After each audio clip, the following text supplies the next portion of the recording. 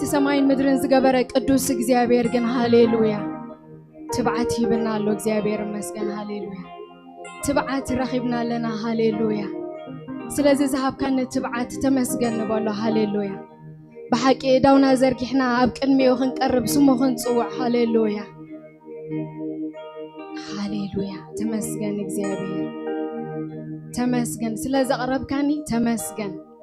بزي فرحات بزي طرطر بأمنات أبقنمي خا بتبعت جو كبل دمو دخ يسوع كريستوس لز فسسه تمسكن هاليلويا هاليلويا هاليلويا كبانا مانن بليصو زرأي لنا حواتي هاليلويا كلاتنا بقدمي اجن معره هاليلويا بجمو دو يسوع كريستوس بكريستوس هاليلويا بو مأتاو هاليلويا تبعت رغمنا لنا هاليلويا هاليلويا تمسكن እግዚአብሔር تبارك እግዚአብሔር هاليلويا هاليلويا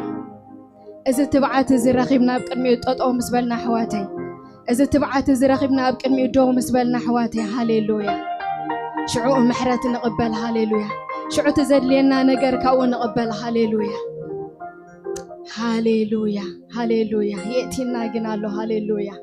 أتينا لنا هاليلويا تزلينا هاو نقبل دما እግዚአብሔር مسكن هاليلويا نعو نحتتو هاليلويا محرت ما انت نقبل يلو እግዚአብሔር مسكن هاليلويا هاليلويا بكيزي تصبا ماران دما ጸጋ መታን ክንቀበል ካይሉ እግዚአብሔር መስገን ንጸበባና ዝሆን ንማዓልቲ ጸበባና ዝሆን ጸጋ መንት ክንረክብ ኢሎ ሃሌሉያ አሜን ሃሌሉያ እተዘልየና አቡ ሃሌሉያ ተቀሪብልና ሎ ከከም ሙሳና ድማ ክንወስዲና ሃሌሉያ ከከም መቀባልና ድማ ክንቀበልና ሃሌሉያ ሃሌሉያ ሃሌሉያ ሃሌሉያ ሃሌሉያ نتوم فتيموم زدلي ويركبلهم እግዚአብሔር هاليلويا نتوم بملو لبوم زصوعو እግዚአብሔር يركبلهم هاليلويا هاليلويا هاليلويا اسكتزي يشكركم እግዚአብሔር مسكن كابدلنا يو تبعت كم زرخبنا بقدم እግዚአብሔር اجاونا مسنا يلبنا نابو لعلنا እግዚአብሔር مسكن هاليلويا محرت كنقبل هاليلويا ጸጋ ክንቀበል ሃሌሉያ ፎሲ ክንረክብ እግዚአብሔር መስገን መጽነና ክንቀበል ሃሌሉያ እትበዝንኮ ዘዘድልየና ካኡ ክንረክብ መታን ሃሌሉያ ሃሌሉያ ከከም ዘድልየና እግዚአብሔር ከቀበለና መታን ልብና መሰይን ምስናይ ዳውና ናብኡ ልዕልና ሃሌሉያ ብምጽብባ የሕዋቴ ሃሌሉያ ሃሌሉያ ትብዓት ካብረኸብና ሃሌሉያ زلينا نجرنا مقبل أفدقة خبت خفتلنا هاليلويا هاليلويا تمسكن እግዚአብሔር تبارك እግዚአብሔር هاليلويا أبتأجا زفان كهن قرب عدلن تبعتن سلازرخبنا وقويتا هاليلويا هاليلويا هاليلويا ندمسكنا يو هاليلويا نعو العلن دابلنا يو هاليلويا تزلينا دما نقبلنا እግዚአብሔር መስገን ሃሌሉያ ሃሌሉያ ልብና ጥራይና አቡ ይገስገስ ሃሌሉያ ሃሌሉያ ሃሌሉያ ሃሌሉያ ለሞን حدش ነገር አለው ሃሌሉያ ዘበርትዕ ጸጋ አለው ሃሌሉያ ሃሌሉያ ዘሳግር ኃይል አለው ሃሌሉያ ናብ ክብሪ ዘሳግር ሃሌሉያ هاليلويا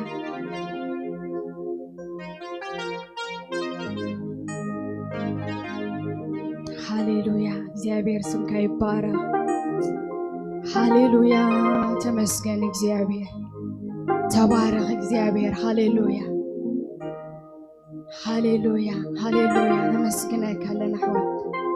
ክብርነ በካ ለና እግዚአብሔር መስዋዕቴ ኮይነ የመስገነካ ለኹ አቦ هاليلويا هاليلويا ما نمزخسنا أي هالو بزنكو زحواتي هاليلويا تبعت رخبنا لنا هاليلويا عدل رخبنا لنا هاليلويا تفتحنا أنا أملاخ كنملخ تفتحنا أنا أملاخ كنسجد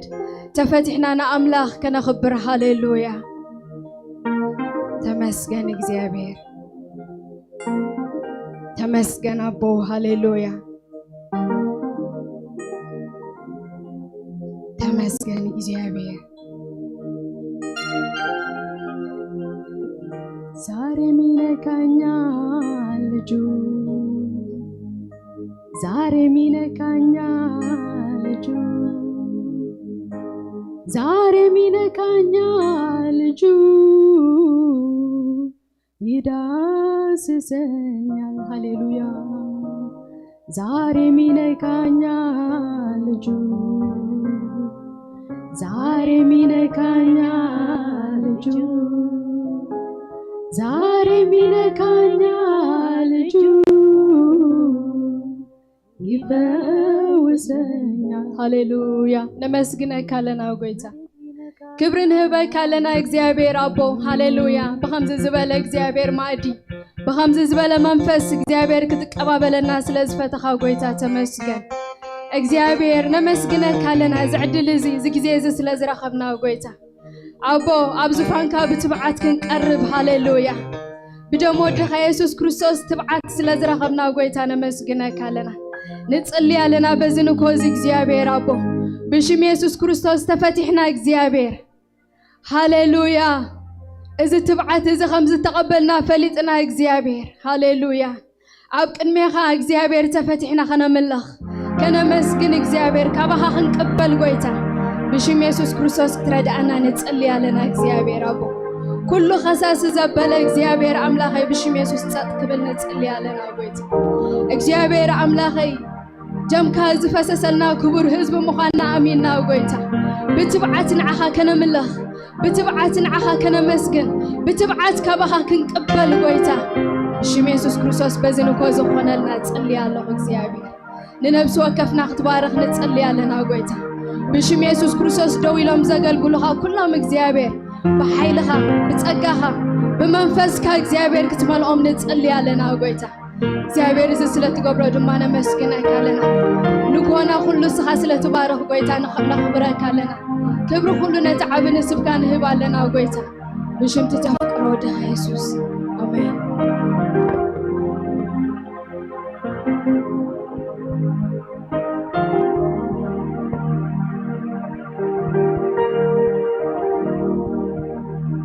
هاليلويا እግዚአብሔር ስም ተባረከ ይሁን ሃሌሉያ استرجخ اسم زمرا بحس كنا خنا دخينا ክብርን ጎይታ ይሁን ሃሌሉያ እንዳበለና ቅድመ እግዚአብሔር ዳውና ለእናስተ ነመስግኑ ሃሌሉያ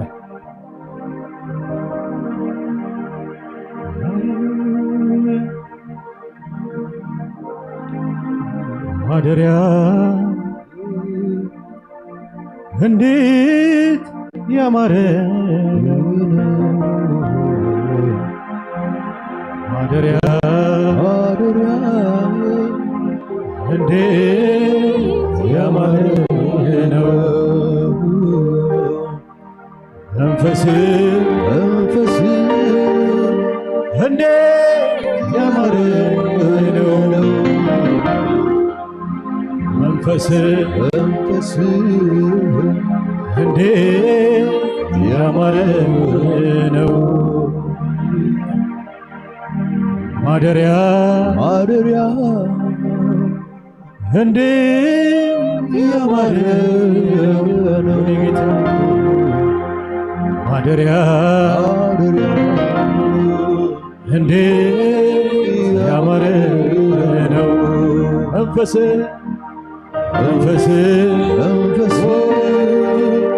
እንዴት ያማረ ነው መንፈስ እንዴት ያማረ ነው እስቲ ማደሪያ በሉት ማደሪያ የኔ ጌታ እንዴት ያማረ ነው እስቲ መንፈስ ሃሌሉያ እንዴት ያማረ እስቲ እጆቻችንን ከፍ አድርገን ማደሪያ እንበለው ማደሪያ አባብዬ እንዴት ያማረ መንፈስ እንዴት ያማረ ነው አዎ ማደሪያ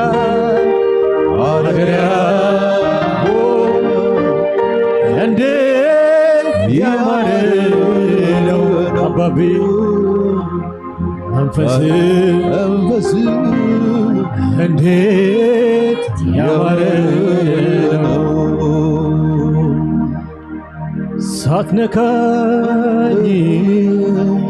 ሳትነካኝ አልወጣ ከዚህ ሳትነካኝ አልወጣ ከዚህ ይፈውስ ሲዳስስ ይፈውስ ሲዳስስ ይፈውስ ሲዳስስ እስቲ ከኔ ጋር ዘምሮ ሃሌሉያ ይፈውስ ሲዳስስ አው ሳትነካኝ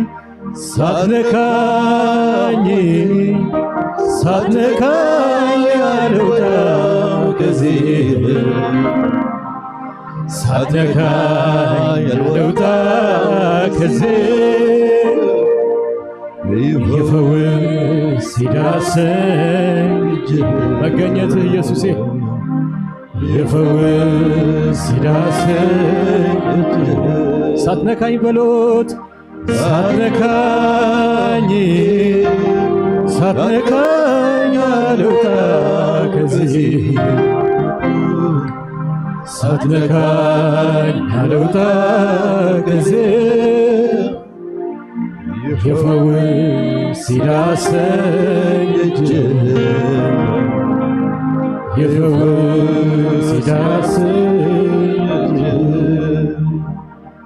እጅ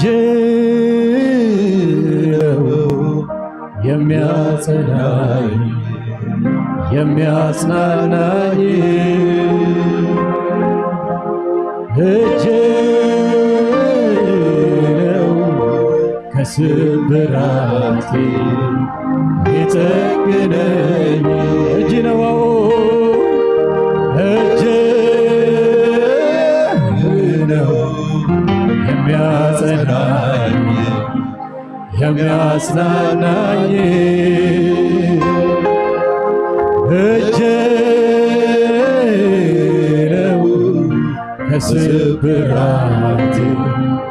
ይጠግነኝ ሳትነካኝ በሎት ሳትነካኝ አልወጣ ከዚህ ጉባኤ ሳትነካኝ አልወጣ ከዚህ ይፈውስ ሲዳስስ ይፈውስ ሲዳስስ ይፈውስ ሲዳስስ ይፈውስ ሲዳስስ ላይ ሳይሆን ውስጤን የሚገባ ጥሻው ውስጠቴ በፍቅር ሚያንኳኳ ቢነቀል ነቅሎ ቢተከል ተክሎ የሚለውጠኝ ሌላ አድርገው እጅህ አባቢ እጅህ የኔ ወዳጄ እጅህ ሕያው ነው እጅህ የኔ ወዳጄ እጅህ ላይ ሳይሆን ውስጤ የሚገባ ጥሻው ውስጠቴ በፍቅር የሚያንኳኳ ሚነቀል ነቅሎ ሚተከል ተክሎ የሚለውጠኝ ሌላ አድርጎ እጅህ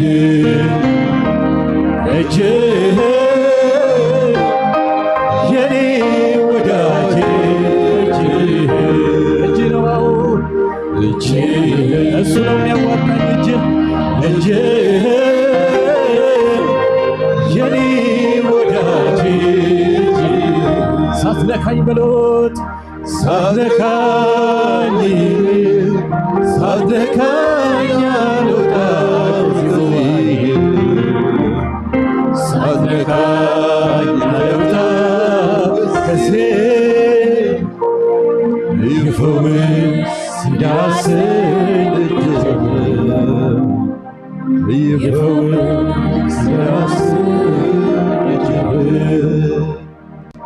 يفوز يفوز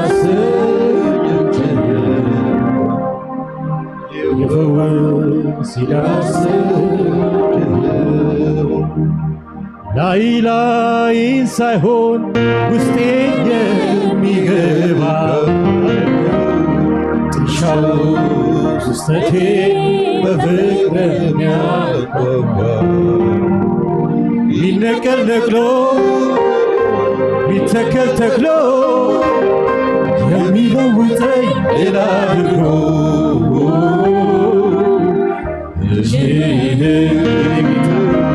እጅህ የኔ ወዳጅ አዎ እጅህ በሎት እጅህ የኔ ወዳጅ ላይ ላይ ሳይሆን ውስጤ የሚገባው ጥሻው ውስጠቴ በፍቅር ቢያጓጓ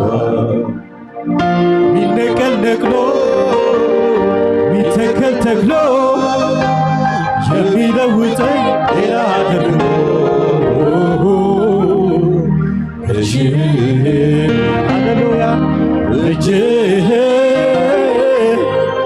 የኔ ወዳጅ እጅህ በሎት እጅህ የጌታዬ መንፈስ የክብር መንፈስ የኔ ወዳጅ እጅህ ላይ ላይ ሳይሆን ውስጤ የሚገባ ጥሻው ውስጠቴ በፍቅር ቢያጓጓ ቢነቀል ነቅሎ ቢተከል ተክሎ የሚለውጠኝ ሌላ አድርጎ እስቲ እጆች ከፍ ይበሉ ሃሌሉያ እጅህ የኔ ጌታ እጅህ የኔ ወዳጅ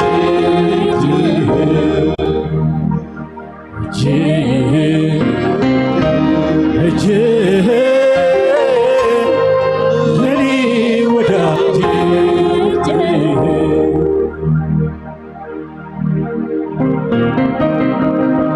እስቲ እልልታ ጭብጨባ ለጌታ ክብር ሃሌሉያ ሃሌሉያ ክብሪ ይሁን ክብሪ ምስጋና ይሁን ምስጋና ክብሪ ይሁን ክብሪ ምስጋና ይሁን ምስጋና ከነብሬ አፌ አምላኸ ትነብሬኻ ክትነብሬኺ ሃሌሉያ አፌ አምላኸ ንስኻ ተስፋ የብልካ ክብለኒ እጨነቅ ነፍሰይ አብያሎ እቲ አምላካ ነባጪ ወለ ፀላሄ አለግና አልዮተይ ኩሉ ኣብ ኢየሱስ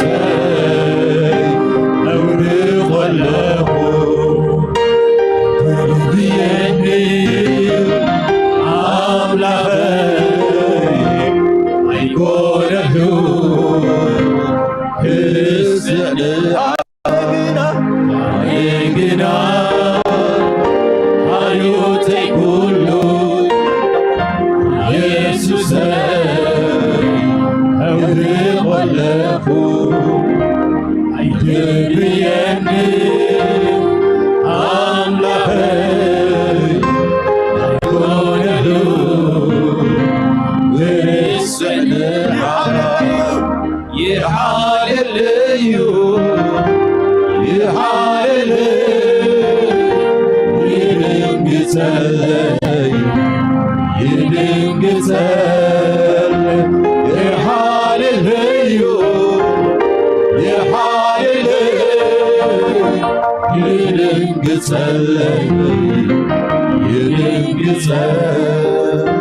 هاللويا أملاخي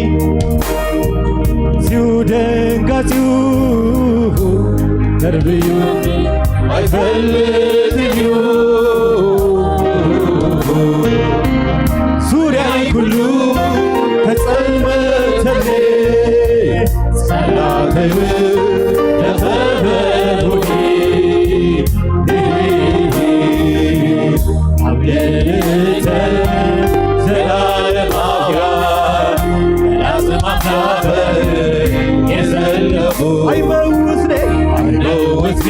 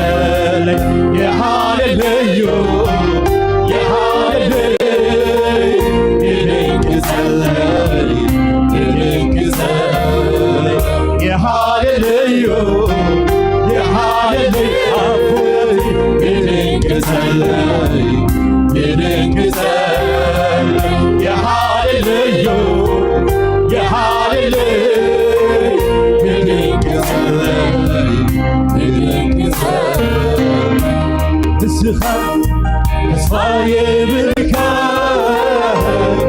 ለኔ ከጨለመ ነፍሴ አበያለሁ እቲ አምላካ እና በኔ አባጭት ሐሳቤ ሰናይ አደግና አዮቴ ኩሉ አበልስቲ ኢየሱስ أودي قلبه عيدر بيدي أملاخي كونتو ترسني عاي عندنا حياتي كله عب يسوس أودي قلبه عيدر بيدي أملاخي كونتو يا حالليو يا حالليو يا حالليو ينكسل ينكسل يا حالليو يا حالليو ينكسل ينكسل يا حالليو يا حالليو ينكسل ينكسل يا حالليو يا حالليو ينكسل ينكسل كأتوك وتي على فقر خاقرني كدكس كتنسى على سبحان خاقرني كأتوك وتي على فقر خاقرني على سبحان خاقرني يقربني عليس يقربني بالرخاء حي قريبني يقربني عليس يقربني بالرخاء حي قريبني زي بجي أبي مهله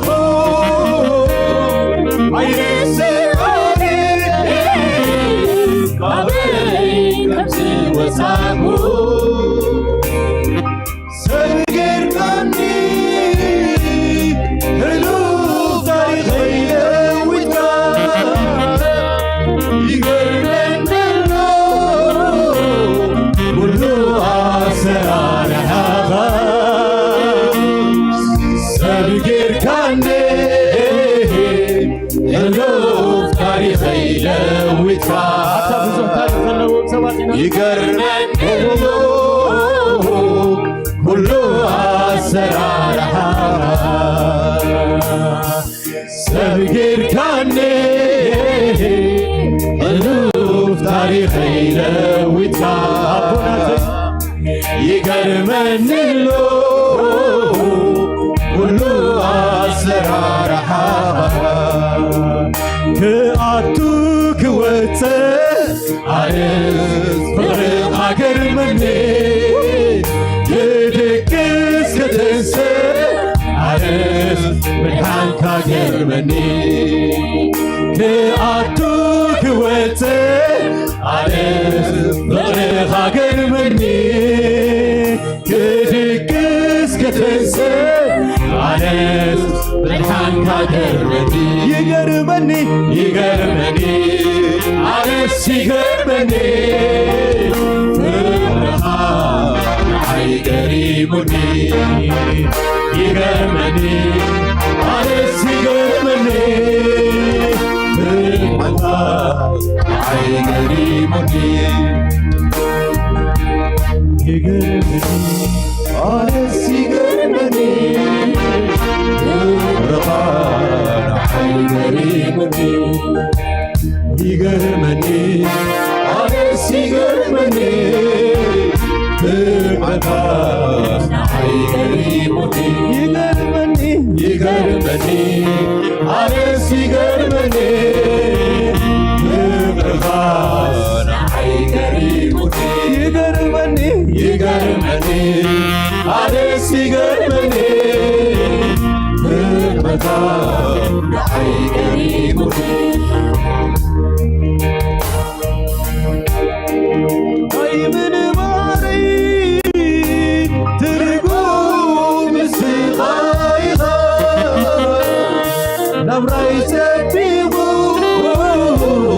صديق ليس لها منو عرفتي بتسوم نهي والسلام أبا حيو سكا يغفر سلايم منو عرفتي بتسوم نهي والسلام بابا خيو سمكا يغفر زلالم كأتوك وتسه على فغري خاقر مني كتكس كتسه على فتحان خاقر مني كأتوك وتسه على فغري خاقر مني كتسه عرس فتحان خاقر مني يقرمني عرس يقرمني بالعران حي قريبني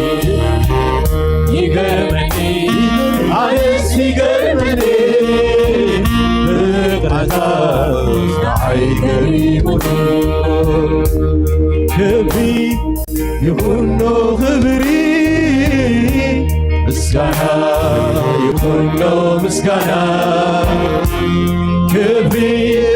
يكون له خبري مسكانا يكون له مسكانا تنبري عبي أملاخي تنكري يسوس يعني تاجب جبان خبر أملاخ هاللويا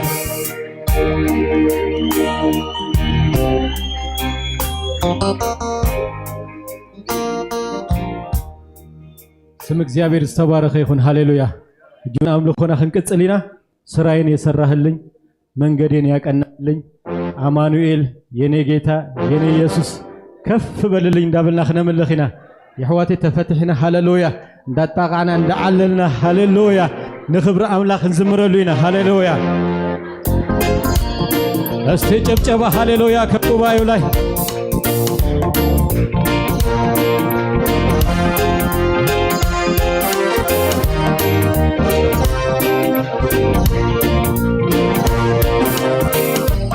እስቲ ጨብጨባ ከዚህ በላይ ሃሌሉያ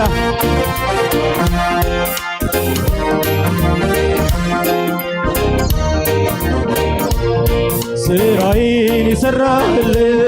መንገዴ ያቀናህልኝ ስራዬን የሰራህልኝ መንገዴ ያቀናህልኝ አማኑኤል ከፍ በልልኝ አማኑኤል ከፍ በልልኝ ኢየሱሴ ከፍ በልልኝ ጌታ ከፍ ስራዬ የሰራህልኝ መንገዴ ያቀናህልኝ ስራዬ የሰራህልኝ መንገዴ ያቀና አማኑኤል ከፍ በልልኝ አማኑኤል ከፍ በልልኝ ኢየሱሴ ከፍ በልልኝ ጌታ ከፍ ስራዬ የሰራህልኝ መንገዴ ያቀናህልኝ ስራዬ የሰራህልኝ መንገዴ ያቀናህልኝ አማኑኤል ከፍ በልልኝ አማኑኤል ከፍ በልልኝ ጌታ ከፍ በልልኝ ጌታ ከፍ ስራዬ የሰራህልኝ መንገዴ ያቀናህልኝ ስራዬ የሰራህልኝ መንገዴ ያቀናህልኝ አማኑኤል ከፍ በልልኝ አማኑኤል ከፍ ኢየሱሴ ከፍ በልልኝ ጌታ ከፍ ስራዬ የሰራህልኝ መንገዴ ያቀናህልኝ ስራዬ የሰራህልኝ መንገዴ አማኑኤል ከፍ በልልኝ አማኑኤል ከፍ ኢየሱሴ ከፍ በልልኝ ጌታ ከፍ ስራዬ የሰራህልኝ መንገዴ ያቀናህልኝ ስራዬ የሰራህልኝ መንገዴ አማኑኤል ከፍ በልልኝ አማኑኤል ከፍ ኢየሱሴ ከፍ በልልኝ ከፍ በል ሁል ጊዜ ይሄ መች ይበቃል ይሄ መች ይበቃል ይሄ መች ተባረክ ምድር ሁል ጊዜ ይሄ መች ይበቃል ይሄ መች ይበቃል ይሄ መች ከፍ በል ምድር ሁል ጊዜ ይሄ መች ይበቃል ይሄ መች ይበቃል ይሄ መች ተባረክ ምድር ሁል ጊዜ ይሄ መች ይበቃል ይሄ መች ይበቃል ይሄ መች ይበቃል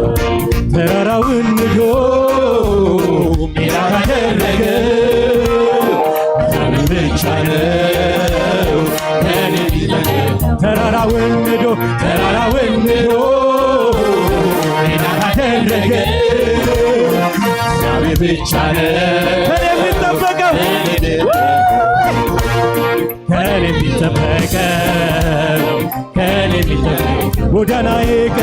ጎዳናዬ ቀንቶ በራምን ብሎኛል ማን ይቃወመኛል ጎዳናዬ ቀንቶ በራምን ብሎኛል ከአንቺ ጋር ስላለ ማን ይቃወመኛል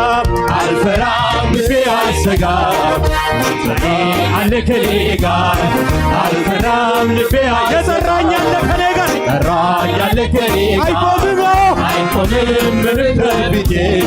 እግዚአብሔር ነው ዛሬም ጉልበቴ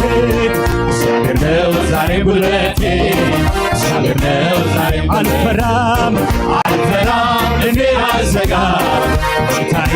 አለ ከኔ ጋር አልፈራም ልቤ አይሰጋም የጠራኝ አለ ከኔ ጋር አይቆምም ምንም በፊቴ እግዚአብሔር ነው ዛሬም ጉልበቴ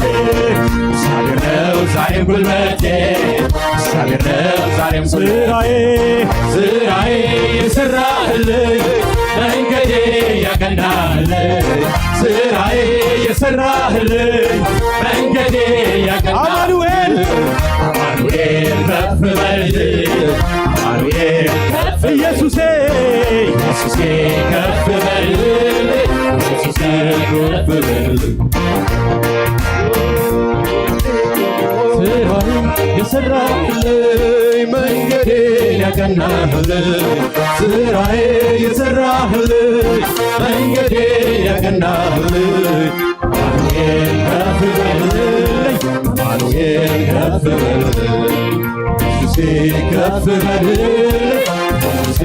ከፍ በልልኝ ሰባሪው እግዚአብሔር ይዋልና ተሳንቶ መንገድ ይራቃና ሰባሪው እግዚአብሔር ተፈቷልና ሳሌ ተሳንቶ መንገድ ይራቃና መንገድ የተቃና መንገድ የተቃና መንገድ የተቃና መንገድ የተቃና መንገድ የተቃና የነሐሱን ደጆች አሰፈረ ሰባብሬ ከእሱ ጋር እንዳለሁ የነሐሱን ደጆች አሰፈረ ሰባብሬ ከእሱ ጋር እንዳለሁ ከእሱ ጋር እንዳለሁ አልዝልም እኔ አልደልም ስራዬ አያሰለችም አልዝልም እኔ አልደልም ስራዬ አያሰለችም መንፈሱ በእኔ ስላለ ይሄዳል እየጨመረ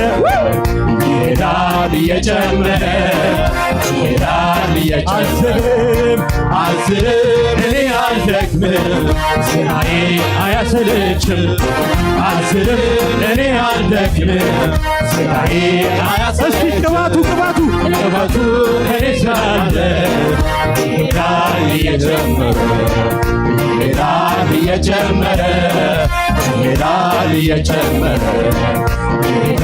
እየጨመረ ስሙኝ የራራለን በድካሜ የሆነልኝ አቅሜ ጎኔ ቆሞ ሲያበረታኝ መች ረሳው መች ዘነጋው ሁሉንም አስታውሳለሁ ከሕፃንነቴ ጀምሮ ስትሰራ እንዳንተ ያለ ላንሳ ላክብር ምስጋናዬ ተቀበለው ብቻውን ታምር የሚያደርግ የሚሠራ እንዳንተ ያለ ማነው እንዳንተ ያለ ማነው እንዳንተ ያለ ማነው እንዳንተ ያለ ማነው እንዳንተ ያለ ማነው ክብሬ ናኻ ይሁን አምላክ ናኻ ክብሬ ናኻ ይሁን ኢየሱስ ናኻ ክብሬ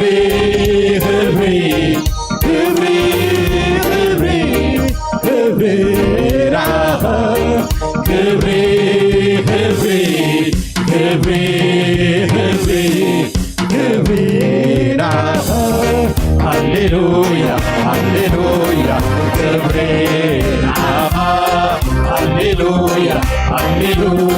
ክብሬ ናኻ ሃሌሉያ ክብሬ ናኻ ሃሌሉያ ክብሬ ናኻ አኻንሰይ አሪፋና ትደላዲና ገሲናና አኻንሰይ አሪፋና ትደላዲና ገሲናና ባባ እስቲ በጭብጨባ ሃሌሉያ ደስ ይልዋ ባባ ይልዋ ደስ ይልዋ አኻንሰይ አሪፋና ትደላዲና ገሲናያ ባኻንሰይ አሪፋያ ትደላዲና ገሲናያ ባባ ይልዋ ደስ ይልዋ ባባ ይልዋ ደስይልዋ እናደኸሙ ተጻርተይ እናበርትዐት ዛሬተይ እናደኸሙ ተጻርተይ እናበርትዐት ዛሬተይ ምኽንያቱ እዩ ብላለኹ ሳላ ምሕረትካ ጸጋበዩ ምኽንያቱ እዩ ብላለኹ ሳላ ምሕረትካ እናደኸሙ ተጻርተይ እናበርትዐት ዛሬተይ እናደኸሙ ተጻርተይ እናበርትዐት ዛሬተይ ምኽንያቱ እዩ ብላለኹ ሳላ ምሕረትካ ጸጋበዩ ምኽንያቱ እዩ ብላለኹ ሳላ ምሕረትካ ጸጋበዩ ሃበይ መሃለኹ ዘይተሓስበኒ ካብኩ ንፋልዒልካ ስምዓን ክብሪ ተዘይከውርሰ ሃበይ መሃለኹ ዘይተሓስበኒ ካብኩ ንፋልዒልካ ስምዓን ክብሪ ተዘይከውርሰ ይካኒ ኻሞ አናዲካኒ ነገር ኮይነ ሰብስነ ሞዳታ ስራዬ የሰራህልኝ መንገዴ ያቀናህልኝ ስራዬ የሰራህልኝ መንገዴ ያቀናህልኝ አማኑኤል ከፍ በልልኝ አማኑኤል ከፍ ኢየሱሴ ከፍ በልልኝ ጌታ ስራዬ የሰራህልኝ መንገዴ ያቀናህልኝ ስራዬ የሰራህልኝ መንገዴ ያቀናህልኝ አማኑኤል ከፍ በልልኝ አማኑኤል ከፍ ኢየሱሴ ከፍ በልልኝ ጌታ ከፍ በልልኝ ባኻንብሰይ አሪፋላ ተደላዲዳ ቀሲናያ ባኻንብሰይ አሪፋላ ተደላዲዳ ቀሲናያ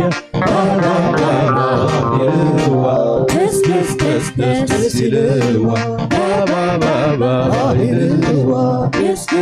ደስ ይልዋ ሃበይ መሃለኹ ተዘይተሓስበኒ ካብኩ ድፋልዒልካ ስምዓን ክብሪ ተዘይተውርሰኒ ሃበይ መሃለኹ ተዘይተሓስበኒ ካብኩ ድፋልዒልካ ስምዓን ክብሪ ተዘይተውርሰኒ ጊዜ የማይሰለች ስሙን ሳወጣው ወዳጄ በለው ጌታ እሱ ብቻ እኮ ነው የማይሰለቸው ጊዜ የማይሰለች ስሙን ሳወጣው ሳወርደው ወዳጄ በለው ጌታዬ ትላንትም ኢየሱስ ዛሬም ኢየሱስ ኧረ ነገም ኢየሱስ ሁል ጊዜ ኢየሱስ ኢየሱስ ሃሌሉያ ትላንትም ኢየሱስ ዛሬም ኢየሱስ ኧረ ነገም ኢየሱስ ሁል ጊዜ ኢየሱስ ወሆ ዘመን ሲመጣ ወሆ ዘመን ሲቀየር ፍቅር ዛሬ ትኩስ ነው በፍጹም አልበረደም በፍጹም አልበረደም እልልታ ጭብጨባ ለጌታ ክብር ሃሌሉያ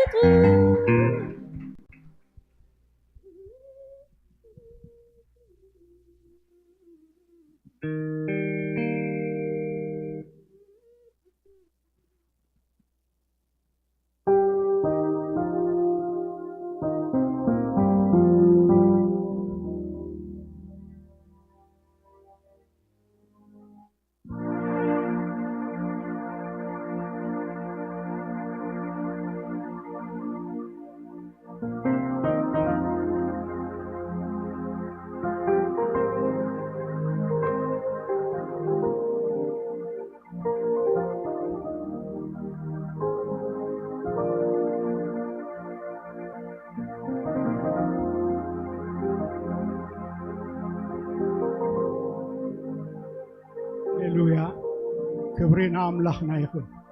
ስለ ዝጸናሐና ኣምልኾ እግዚአብሔር ኣምላኽ ዝተመስገነ ይኹን ኢየሱስ ጎይታ እዩ ከምቲ ኩሉ ግዜ ንገብሮ ካብ ዝቐፂልና ስለ ሃገርና ስለ ህዝብና ስለ ህይወትና ድማ ኣብ ቅድሚ እግዚአብሔር ኣምላኽ ክንቀርብ ኢና መጀመርታ ግና ሓደ ሓሳብ እግዚአብሔር ኣብ ልበይ ዘቐመጦ ካብ ቃል እግዚአብሔር ተመርኪሰ ሓደ ነገር ክብለኩም ኣብዚ ዓመት እዚ መጀመርያ ፓስተር ሙሴ ካብቲ በረኽትና ኣይንውረድ ክብል ከሎ ኣብ ውሽጠይ እግዚአብሔር ብብዙሕ መንገዲ ይዛረብ ኣብ ውሽጠይ እግዚአብሔር ሓደ ነገር የርእየኒ እዩ ሓደ ገፊሕ ባሕሪ ኣብኡ ከዓ ብዙሓት ጀላቡ ዘለዎ እዘን ጀላቡ ድማ ከምቲ ቃል እግዚአብሔር ዝበሎ ከምዚ ናይ ሎሚ ዓመት መርሒ ጥቕስና ብኩሉ ብሰናይ ግብሪ እንታይ ክንብል ጸብለል ክንብል እዘን ብዙሓት ጀላቡ ኣብቲ ገፊሕ ባሕሪ ማዕረ ጸብለል ናይ ምባል ዕድል ኣለዎ ክብሪ ንኣምላኽ ይኹን እዘን ጀላቡ እዚኣተን እንታይ ርኢ ጸብለል ንኸይብላስ ክጥሕላ ዝደለያ ይመስላ ክብሪ ንኣምላኽ ይኹን ኣብዚ ናይ 21 መዓልቲ ናይ ጾሙን ናይ ጸሎትን ግዜና ድማ እንታይ ርኢ እናጸለና ከለና ካብተን ጀላቡ ቅንኢ ባእሲ ጽልኢ ሻራ ምፍልላይ ኩሉ እናወደቐ እሰንካ ጸብለል እናበላ ኩሉ እናረገፈ ንሰንካ እንታይ እናበላ ጸብለል እንዳበላ ርኢ እግዚአብሔር ኣምላኽ ዝተመስገነ ይኹን ጸብለል ምስ በላ ከዓ እቲ ጸብለልነተንሲ ፈኺሱ ሓደ ሓሳብ ከምጽኤ ናይቲ ሙፍካስ ነገር ከምዚ ታኒካ ባሕሪ ንብሎ ታኒካ ባሕሪ እንታይ እዩ ኣብ ባሕሪ ጸብለል ይብል ጸብለል ምስ በለ ግና ናቱ መንገዲ ወይ ድማ ናቱ ኣቕጣጫ የብሉን ንፋስ ንየማን ተደፊእዎ ንጸጋም ይኸይድ ንጸጋም ተደፊእዎ ከዓ ንየማን ይኸይድ ናቱ ዕላማ ናቱ መንገዲ የብሉ ስለዚ እዘን ጀላቡ ከምዚ ኮይነን ተራእየናኒ ጸብለል ልብላ እሞኒ ሕርዳኣ ክጋጮ ኮይኑ ከዓኒ ናብ ድላይ ዝጋጮ ምስ ጎኑ ዘሎ ከዓ ይጋጮ ምክንያቱ ጸብለል ኢሉ ንዝኾነ ኣቕጣጫ ኣይፈልጥን ክብሪ ንኣምላኽ ይኹን ኣብቲ መወዳእታ ናይ ጸሎት ግዜና ድማ እንታይ ርአ ኢየሱስ ጎይታ እዩ ፍቕሪ ዓቕሊ ለውሃት ሕያውነት እዚ ኩሉ ፍረ መንፈስ እንታይ ክገብራ ርአ ክመልኣ ርአ ክብሪ ንኣምላኽ ይኹን እናመልኣ ጸብለል እናበላ ኣቕጣጫ እናፈለጣ ንሓንቲ ጃልባ ምስቲ ሓንቲ ጃልባ ክትጋጨው እንከላ በቲ መጀለቢ ፍቕሪ ጌራ ጀልብ ኣቢላስ ናብቲ ተሓንፀፀላ ዕላማ ኢየሱስ ጎይታ እዩ ሎሚ ኣነ ንስኻትኩምን ካብቲ በረኽትና ኣይንወርድን ኢና እግዚአብሔር ኣብ በረኽቲ ቦታ ንፍቕሪ ንዓቕሊ ንለውሃት ንሕያውነት ኣብ በረኽቲ ቦታ ደው ኣቢሉና ኣሎ ሎሚ ኣነ ንስኻትኩምን ኣብዚ ደዊል ኣብዚ ዘለና ንሃገርናን ንህዝብናን ኣብዚ ዝወፅእ ዝነድድ ዘሎ ሓዊ ኣብ ሃገርና ዝነድድ ዘሎ ሓዊ ተቃጻጺሉ ወንጌል ምብራህ ክኸውን ኢየሱስ ጎይታ እዩ ሃገርና ደስ ከምቲ ዝተባህለላ ደሴት ሰላም ደሴት ወንጌል ንብዙሓት ንዕራብ ድማ ንወንጌል ክትከውን እያ ክብርና ኣምላኽ ይኹን እዚ ድማ ክፍጸም ኣነ ንስኻትኩምን ሕጂ እውን ተጊህና ክንጸሊና ካብ ዘለና ተሲእና ስለ ሃገርና ስለ ህዝብና ንጸሊ ኢየሱስ ጎይታ እዩ ሃሌሉያ እግዚአብሔር ኣምላኽ እሙን ኣምላኽ ኢኻ ነቲ ዝበልካዮን ተዛረብካዮን ኩሉ ድማ ትፍጽም ኣምላኽ ኢኻ ኣባይን ኣብ ኣሕዋተይን ኣብ ውሽጠና ዘቐመጥካዮ ሰናይ ነገር ነመስግነካ ኣለና እግዚአብሔር ንኽብርካ ደም ክንብል ጌርካና ኢኻ ሞ ተመስገን ጎይታ እግዚአብሔር ኣቦ ካብ ሕጂ ንዘለኣለም ካብቲ በረኽቲ ኣይንወርድን ኢና ሞ ነመስግነካ ኣለና ንሰናይ ዘበለ ኩሉ ዝተጋህና ሰባት ክንከውን ኢና ሞ ነመስግነካ ኣለና ጸጋኻ ምሳና ኣሎ ሞ ተመስገን እንሆ ኣብ ሃገርናን ኣብ ህዝብናን ኣብ ኩሉ ድማ እግዚአብሔር ሰናይን ሰላምን ወንጌልን ክትገብር ኢኻ ሞ ነመስግነካ ኣለና ሃሌሉያ እግዚአብሔር እሙን ኣምላኽ دو زبالك እግዚአብሔር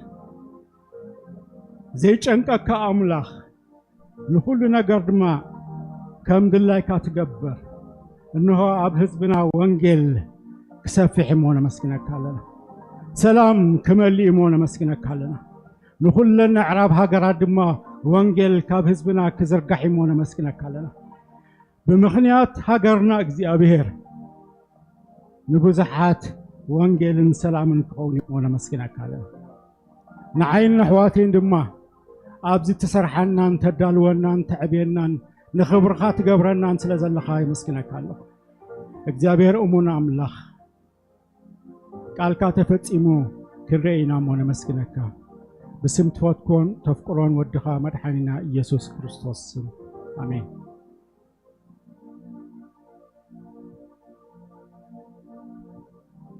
እግዚአብሔር አምላኽ ዝተመስገነ ይሁን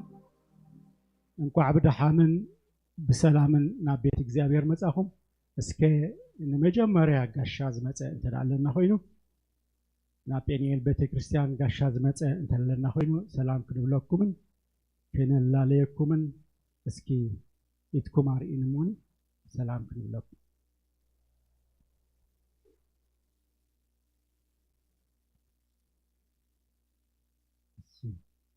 ኩላትና ደቂ ገዛኢና ክብርና አምላኽ ይሁን መደባትና ንምዝኽኻር ዝኣክል ኩሉ ግዜ ሶሉስ ካብ ሰዓት 5 ፈረቓን ንኮ ዝጅምር ብዙም ናይ ጸሎት ግዜ ኣለና ኩላትና ኣብ ገዛና ኮይና ዙምና ከፊትና ንሳተፍ ربع كاب ساعة 6 جمر ناي وانجيل أقلقلوت الله أبزون وانجيل مزرقح نخلها تنازم الكاتيو اندامت أنا نسألي مسحواتنا دما واتينا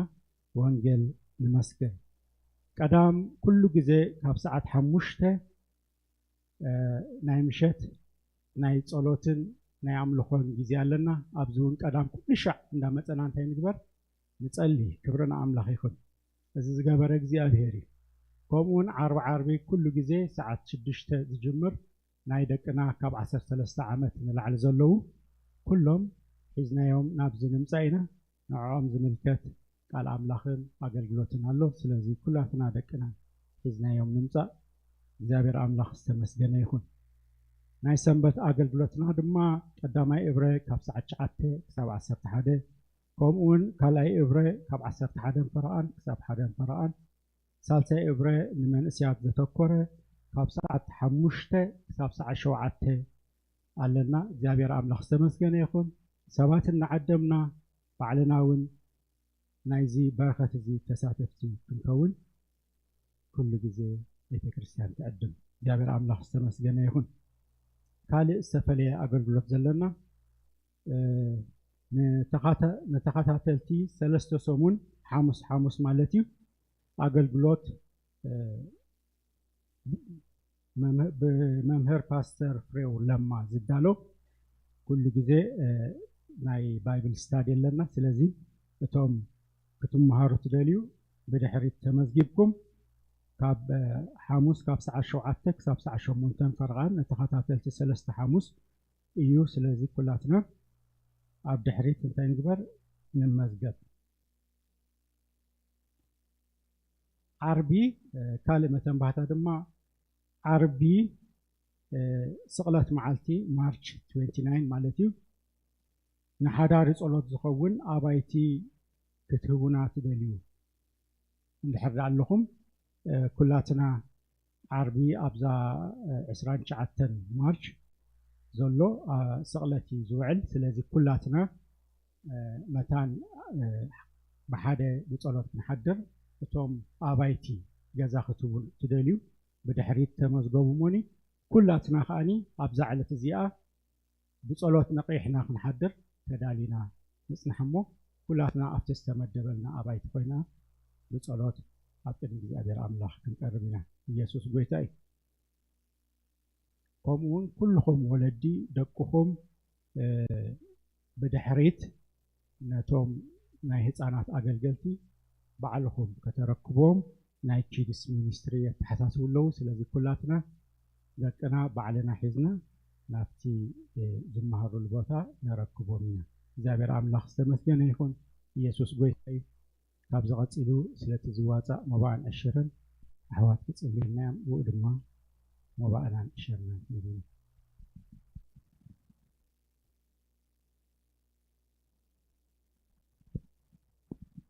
እግዚአብሔር ይመስገን ኩላህና ስለቲ ዝዋፃእ ዕሽርን መባእን ንጸልይ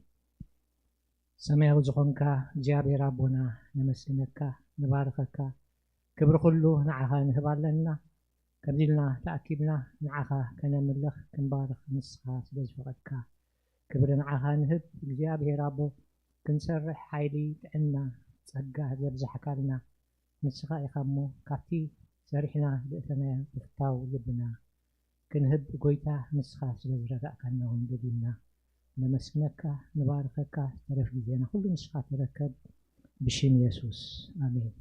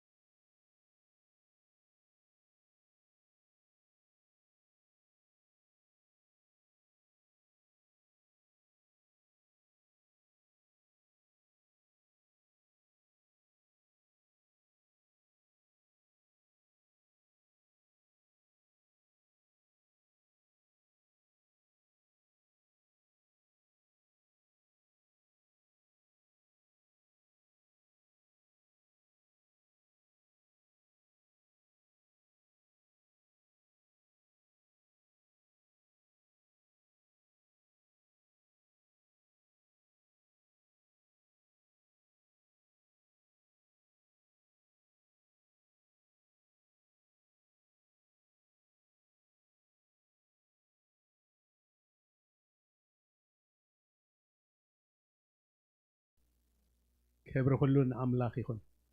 ኢየሱስ ንሱ ንዘላለም ጎይታ እዩ እግዚአብሔር ይመስገን ከመይ ሓዲርኩም ኩሉ ሰላም ዲ ኩሉ ጽቡቕ ዲ ክብሪ ሁሉ ንኣምላኽ ይኹን እስኪ ነቲ ጥቓኹም ዘሎ ንስኻ ጅግና ኢኻ እስኪ በልዎ ክብሪ ንኣምላኽ ይኹን ስነው ገለ ጥሒስካ መፂኻ ሲ ኣብዚ ተረኺብካ ኣለኻ እሞ ጅግና ኢኻ እስኪ በልዎ ክብሪ ንኣምላኽ ይኹን ኢየሱስ ንዘላለም ጎይታ እዩ ሃሌሉያ ፕሬዝ ጋድ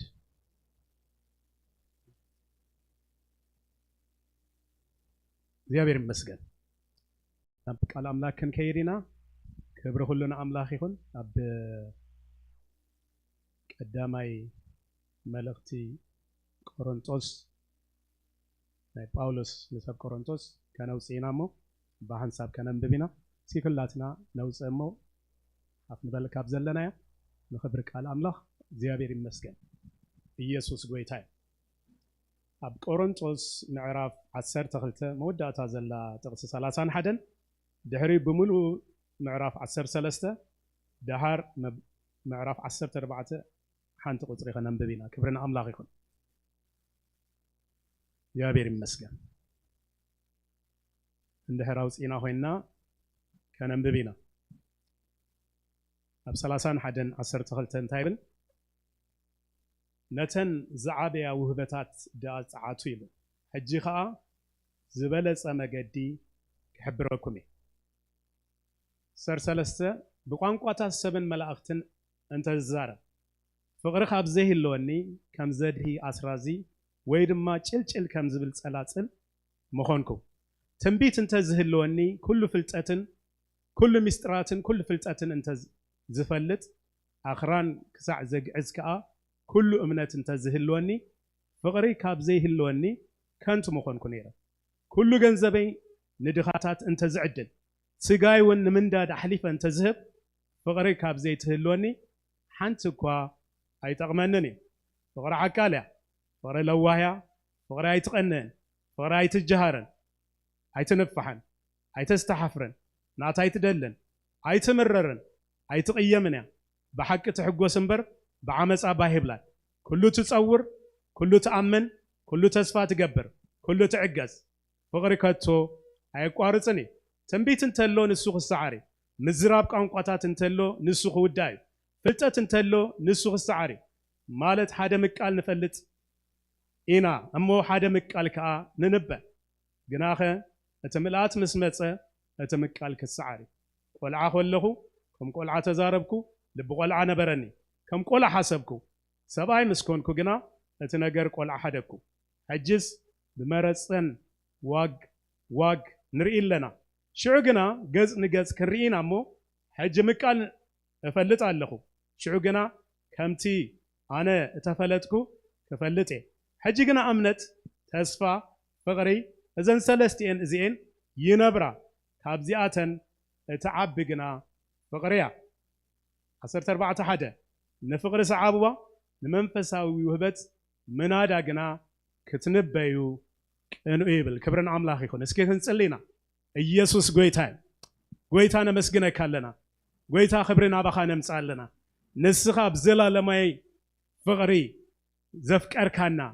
ብምሕረት ድማ ዝሰሓብካና እግዚአብሔር ንዓኻ ውሉድ ክንከውን ድማ እግዚአብሔር ዝሓረኻና ብወድኻ ብክርስቶስ ኢየሱስ ድማ እግዚአብሔር ናትካ ዝገበርካና ውሉድካ ኢና እሞ እግዚአብሔር ሕጂ ድማ ቅድሜኻ ኣለና ጎይታ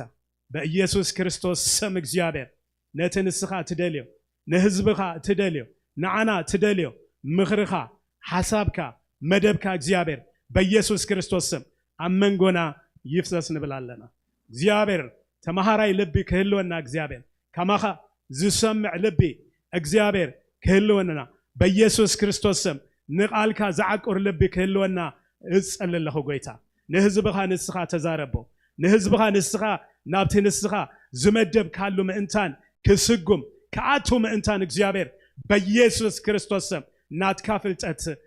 ይርከቦ ይብላለኹ ብናትካ ነገር እግዚአብሔር ከተንጀርብብ በኢየሱስ ክርስቶስ ስም እጸልለኹ ንህዝብኻ እግዚአብሔር ተፍቅሮ ኢኻ ነቲ ሓደ ወድኻ ኢየሱስ ኣብ መስቀል ቀራንዮ ብምኽፋል ዋጋ ብምኽፋል ስለዘፍቀርካዮ እግዚአብሔር እዚ ክቡር ዝኾነ ህዝብኻ ድማ እግዚአብሔር አቀድሜኻ ኣለሞ ንዑ እግዚአብሔር በኢየሱስ ክርስቶስ ስም ብናይ ፍቕሪ ቃል ክትዛረቦ ጸልለኹ ብናይ ምሕረት ቃል ክትዛረቦ ጸልለኹ ብናይ ተግሳጽ ቃል እግዚአብሔር ክትመጽኦ ጸልለኹ እግዚአብሔር ነቲ ናትካ ዝመደብካዮ ኣብ ህይወቱ ምእንታን ክገብሮ እግዚአብሔር በኢየሱስ ክርስቶስ ስም ተማሃራይ ልቢ ክትቦ ጸልለኹ እግዚአብሔር ንዓይ ድማን ክትረድኣኒ ክትድግፈኒ እቲ ቃልካ ጥራይ ክዛረብ እግዚአብሔር ክኽእል ምእንታን እግዚአብሔር ንኩሉ ነገራተይ ንስኻ ክትቆጻጸር ጸልለኹ ንስኻ ክትረድኣኒ ጸልለኹ ንስኻ ሞገስ ክትኮነኒ ጸልለኹ ንስኻ ከተትብዓኒ ጸልለኹ በኢየሱስ ክርስቶስ ስም ጸለኹ አሜን። እስኪ አጣቅዑሞ ክፈሉ ክብርና አምላክ ይሁን። ኢየሱስ ንዘላለም ጎይታ እግዚአብሔር ይመስገን። ከመይ ሓዲርኩም ኩሉ ሰላም ዲዩ ኩሉ ጽቡቕ ዲዩ ክብሪ ኩሉና አምላክ ይሁን። ኣብዚ እንሪኦ እንታይ ታሒዘያ መጽ ዘለኹ አርስት እንታይ ዝበለጸ መገዲ ክብርና አምላክ ይሁን። ኣብቲ ዓመታዊ ክስታይና እንድሕሪና ያሲ እንታይ ኢሉ ምእንቲ ብኩሉ እንታይ ክንከውን ኩሉ ሰዕ ዝኣክል ኩሉ ሒዝኩም ንሰናይ ግብሪ እንታይ ክትኮኑ ኩሉ ጸብለል ክትብሉ ጸጋ ዘበለ ኣባኻትኩም ጸብለል ከብል እንታይ ክብል ይከኣለ ኢሉ ክብርና አምላክ ይሁን። ሕጂ ብምንታይ ብፍቕሪ ድማ ጸብለል ዝበለጸ እንታይ መገዲ ክሕብረኩም ኢሉ ጳውሎስ ንሰብ ቆሮንቶስ ዝበለጸ ኤክሰለንት ዝኾነ መገዲሲ ኣሎ ኢሉ ክብርና አምላክ ይሁን። አቡ ኣብ ተክስታይ ክዛረብ ከሎ እንድሕሪናያ ብዛዕባ ውህበታት ድሓር ድማ ብዛዕባ ፍቕሪ ነቲ ፍቕሪ ድማ ነቲ ዝተዋሃበና ውህበታት ከመይ ገይሩ ከምዚ ዓየ ዝዛረብ ኣነ ሕጂ መጽኤ ዘለኹ ግና እንታይ ብፍቕሪ ጸብለል ክንብል ምእንታን ክብርና አምላክ ይሁን። ብምንታይ ብፍቕሪ እንታይ ክንከውን ዝበለጸ መገዲ ወይ ድማ እንታይ ዝበለጸ መገዲ ክሕብረኩም እደልለኹ ኢሉ ጳውሎስ ክብርና አምላክ ይሁን። ሰብ ቆሮንቶስ ክንሪኦም ከለና ብዝተፈላለየ ነገር ዝተተሓዙ ናይ እግዚአብሔር ምኽሪ ግና ንህዝቡ እንታይ ፍቕሪ ክብርና አምላክ ይሁን። ህዝቡ እንታይ ብፍቕሪ እግዚአብሔር ዝጥምቶ ብዙሕ ነገራት ናይ ቆሮንቶስ መጽሓፍ ከነንጽሕ ከለና እንታይ እዮም ነይሮም ሰብ ቆሮንቶስ ብብዙሕ ነገር ዝተተሓዙ እዮም ነይሮም ብጣዕሚ ኣብ ኣሕዛብ እንኳን ዘየሎሲ እንታይ ሓደሲ እንታይ ዝገበረ ሰይትቡ እንታይ ገይሩ ምሰይትቡ ዝቕመጥ ዝነበረ ብዙሕ ነገራት ግን ንኸምዚኦም ዓይነት ሰባት ግና እንታይ ናይ እግዚአብሔር ምኽሪ እንታይ ፍቕሪ ክብርና አምላክ ይሁን። እስኪ ምኽሪ አምላክ ኣብ ልዕለይ ፍቕሪ እስኪ በሉ بكا مدب أملاخ أبلع علي فقري كبرنا أملاخ يقول استفلا لي نجار أنت لها إجزابير جنا أنت عايز جبر كابزل لها يو نجار نداوس أنت بفقري كتملالس بفقري كتنبريو إجزابير زدل يسوع قويتها آمين سلازي نتازع عبي وهبدا ساعاتو يلو باولوس كزارب كله تاي نتازع عبيت انت وهبدا ساعاتو ازخا زبلص مغدي انت كحبركم يبل كبرنا املاخكم انت اكسلنت زخونه انت زبلص مغدي انت يغبركم كحبركم يبل كبرنا املاخكم يسوع كم زيلو كبرنا املاخكم نحد حدكم كتفاقروا كم انا زفقركم كمو غيركم كا نحن حدكم انتهت تقبروا كتفاقروا حدش تأزاز هبكم الله خير كبرنا الله انت ننحد حدنا خنفاقر حدش تأزاز كم زهوا هورا باولوس لما حجينا امنت تسفا انت فقر زياتن سلستي اني نبراين كاباتاتن زبلت اتقنا انت هيلو فقريا امنت كسعاري تسفا بزح نغرات تي زخون نغرات كسايمس كونه اتا فقري غنا انت هتخون نسا غنا صنيعه تنبر كبرنا املاك يكون ኢየሱስ ጎይታ ስለዚህ ንፍቅሪ እንታይ ግበርዋ ሰዓብዋ ንመንፈሳዊ ውህበት መዳና ክትምበይ እንታይ ግበሩ ሓረር በሉ ስለዚህ ፍቅሪ እንታይ ትኾነ ትስዓብያ ክብርን አምላክ ይኩን ንፍቅሪ ሓረር ክንብላ ይግባአና ክብርን አምላክ ይኩን ኢየሱስ ጎይታ ስለዚህ እንታይ ኮይኑ እንድሕሪልናስ እግዚአብሔር እንታይ መጀመሪያ ኦሪጂን ናይ ፍቅሪ ወይ ድማ ትምንጭ ናይ ፍቅሪ ማኒ እግዚአብሔር ባዓለይ ክብርና አምላክ ዋላ ሽሙ ማኒ እግዚአብሔር ፍቅሪ ይብል ክብርና አምላክ ይኩን ናይ እግዚአብሔር ሽም እንታይ እግዚአብሔር ፍቅሪ ይብል ዲፋይን ከገብረ ሆሎ እንታይ እግዚአብሔር ፍቅሪ ክብርና አምላክ ይኩን ስለዚህ እዚ ፍቅሪ ዝኾነ አምላክ እንታይ ዝገብር እንድሕሪልና ብፍቅሪ ምእንታን ከነበርሲ እንታይ ገይሩና ንሱ አፍቂሩና ካባና ምንም ነገር ዘየለ ካባና ዝጽበየ ነገር ዘየለ ካባና ገለ ነገር ክትገብርሞ ሽዑ ከፍቅረከ ዝብል ዘይብሉሲ ኢየሱስ እንታይ ገይሩና እግዚአብሔር እንታይ ገይሩና አፍቂሩና ስለዚህ እግዚአብሔር እንታይ ፍቅሪ ይብል ክብርን አምላክ ይኩን ኢየሱስ ጎይታ አሜን ክርዳና ዘለዎ ትመሰረት ናትና አገዳሲ ንሕና ናብ ፍቅሪ ዝመጻና ኣብ ከመይ ኩነታት ኢና ነርና ናብ ፍቅሪ ክንመጽእ ከለናሲ ንሕና እንታይ ዓይነት ኣብ ምንታይ ኩነታት كم زنبرنا دما نا እግዚአብሔር ቃል ይዛረበና ኢየሱስ ጎይታ ክብርና አምላክ ይሁን እግዚአብሔር ሲ እንታይ ገይሩና ይብል ንሱ አቀዲሙ እንታይ ገይሩና አፍቂሩና ዛሐር እንታይሉ ንሕናው ነፍቅሪ ሕጂ ቲ ኦሪጂን ወሃቢ ናይ ፍቅሪ ማን እንድሕሪልና እግዚአብሔር ባዕሉ እግዚአብሔር ሲ ቲ ናይ ፍቅሪ አነ አፍቂረኩም ስለዚህ እሱ ስለዘፍቀረና ንሕና ድማ እንታይ ነፍቅራለና ይሉ ክብርና አምላክ ይሁን ኢየሱስ ንዘላለም ጎይታ ካብ ዝተልዓለ ድማ ፍቅሪ እንታይ ስጋ ሞት ክኸይድ ስጋ መስቀል ሞት እንኳን ክኸይድ እንታይ ገይርዎ ናትና ንዓና ስለዘፍቀረና ኢየሱስ ጎይታ አሜን ንዓና ስለዘፍቀረና ሲ እንታይ ገይሩ እንድሕሪልና ንሕና ገና ሓጣን ኮለና ንሕና እንታይ ኮለና ምንም ዘይጠቅም ኮለና ሲ ንሱ ኣብ ክንዳና እንታይ ኮይኑ ሞይቱ እሞ እታ ፍቅሩ ንዓና ብምንታይ በዚ የርእየና ክብርና ስለዚህ ከመይ ዓይነት ኤክሰለንት ዝኾነ ፍቅሪ አፍቂሩና ክብርን አምላክ ይኩን እግዚአብሔር ከፍቅረና ከሎ እንታይ ገይሩ እንድሕሪና እዛ ፍቅሪ እዚኣ እንድሕር ተረዲእና ኢና እንታይ ንኸውን ኣብ ፍቅሪ ንነብር ክብርና አምላክ ይኩን ናይ እግዚአብሔር ፍቅሪ ክርዳአና ወይ ድማ ብፍቅሪ እግዚአብሔር ብፍልጠት አምላክን ክንዓቢ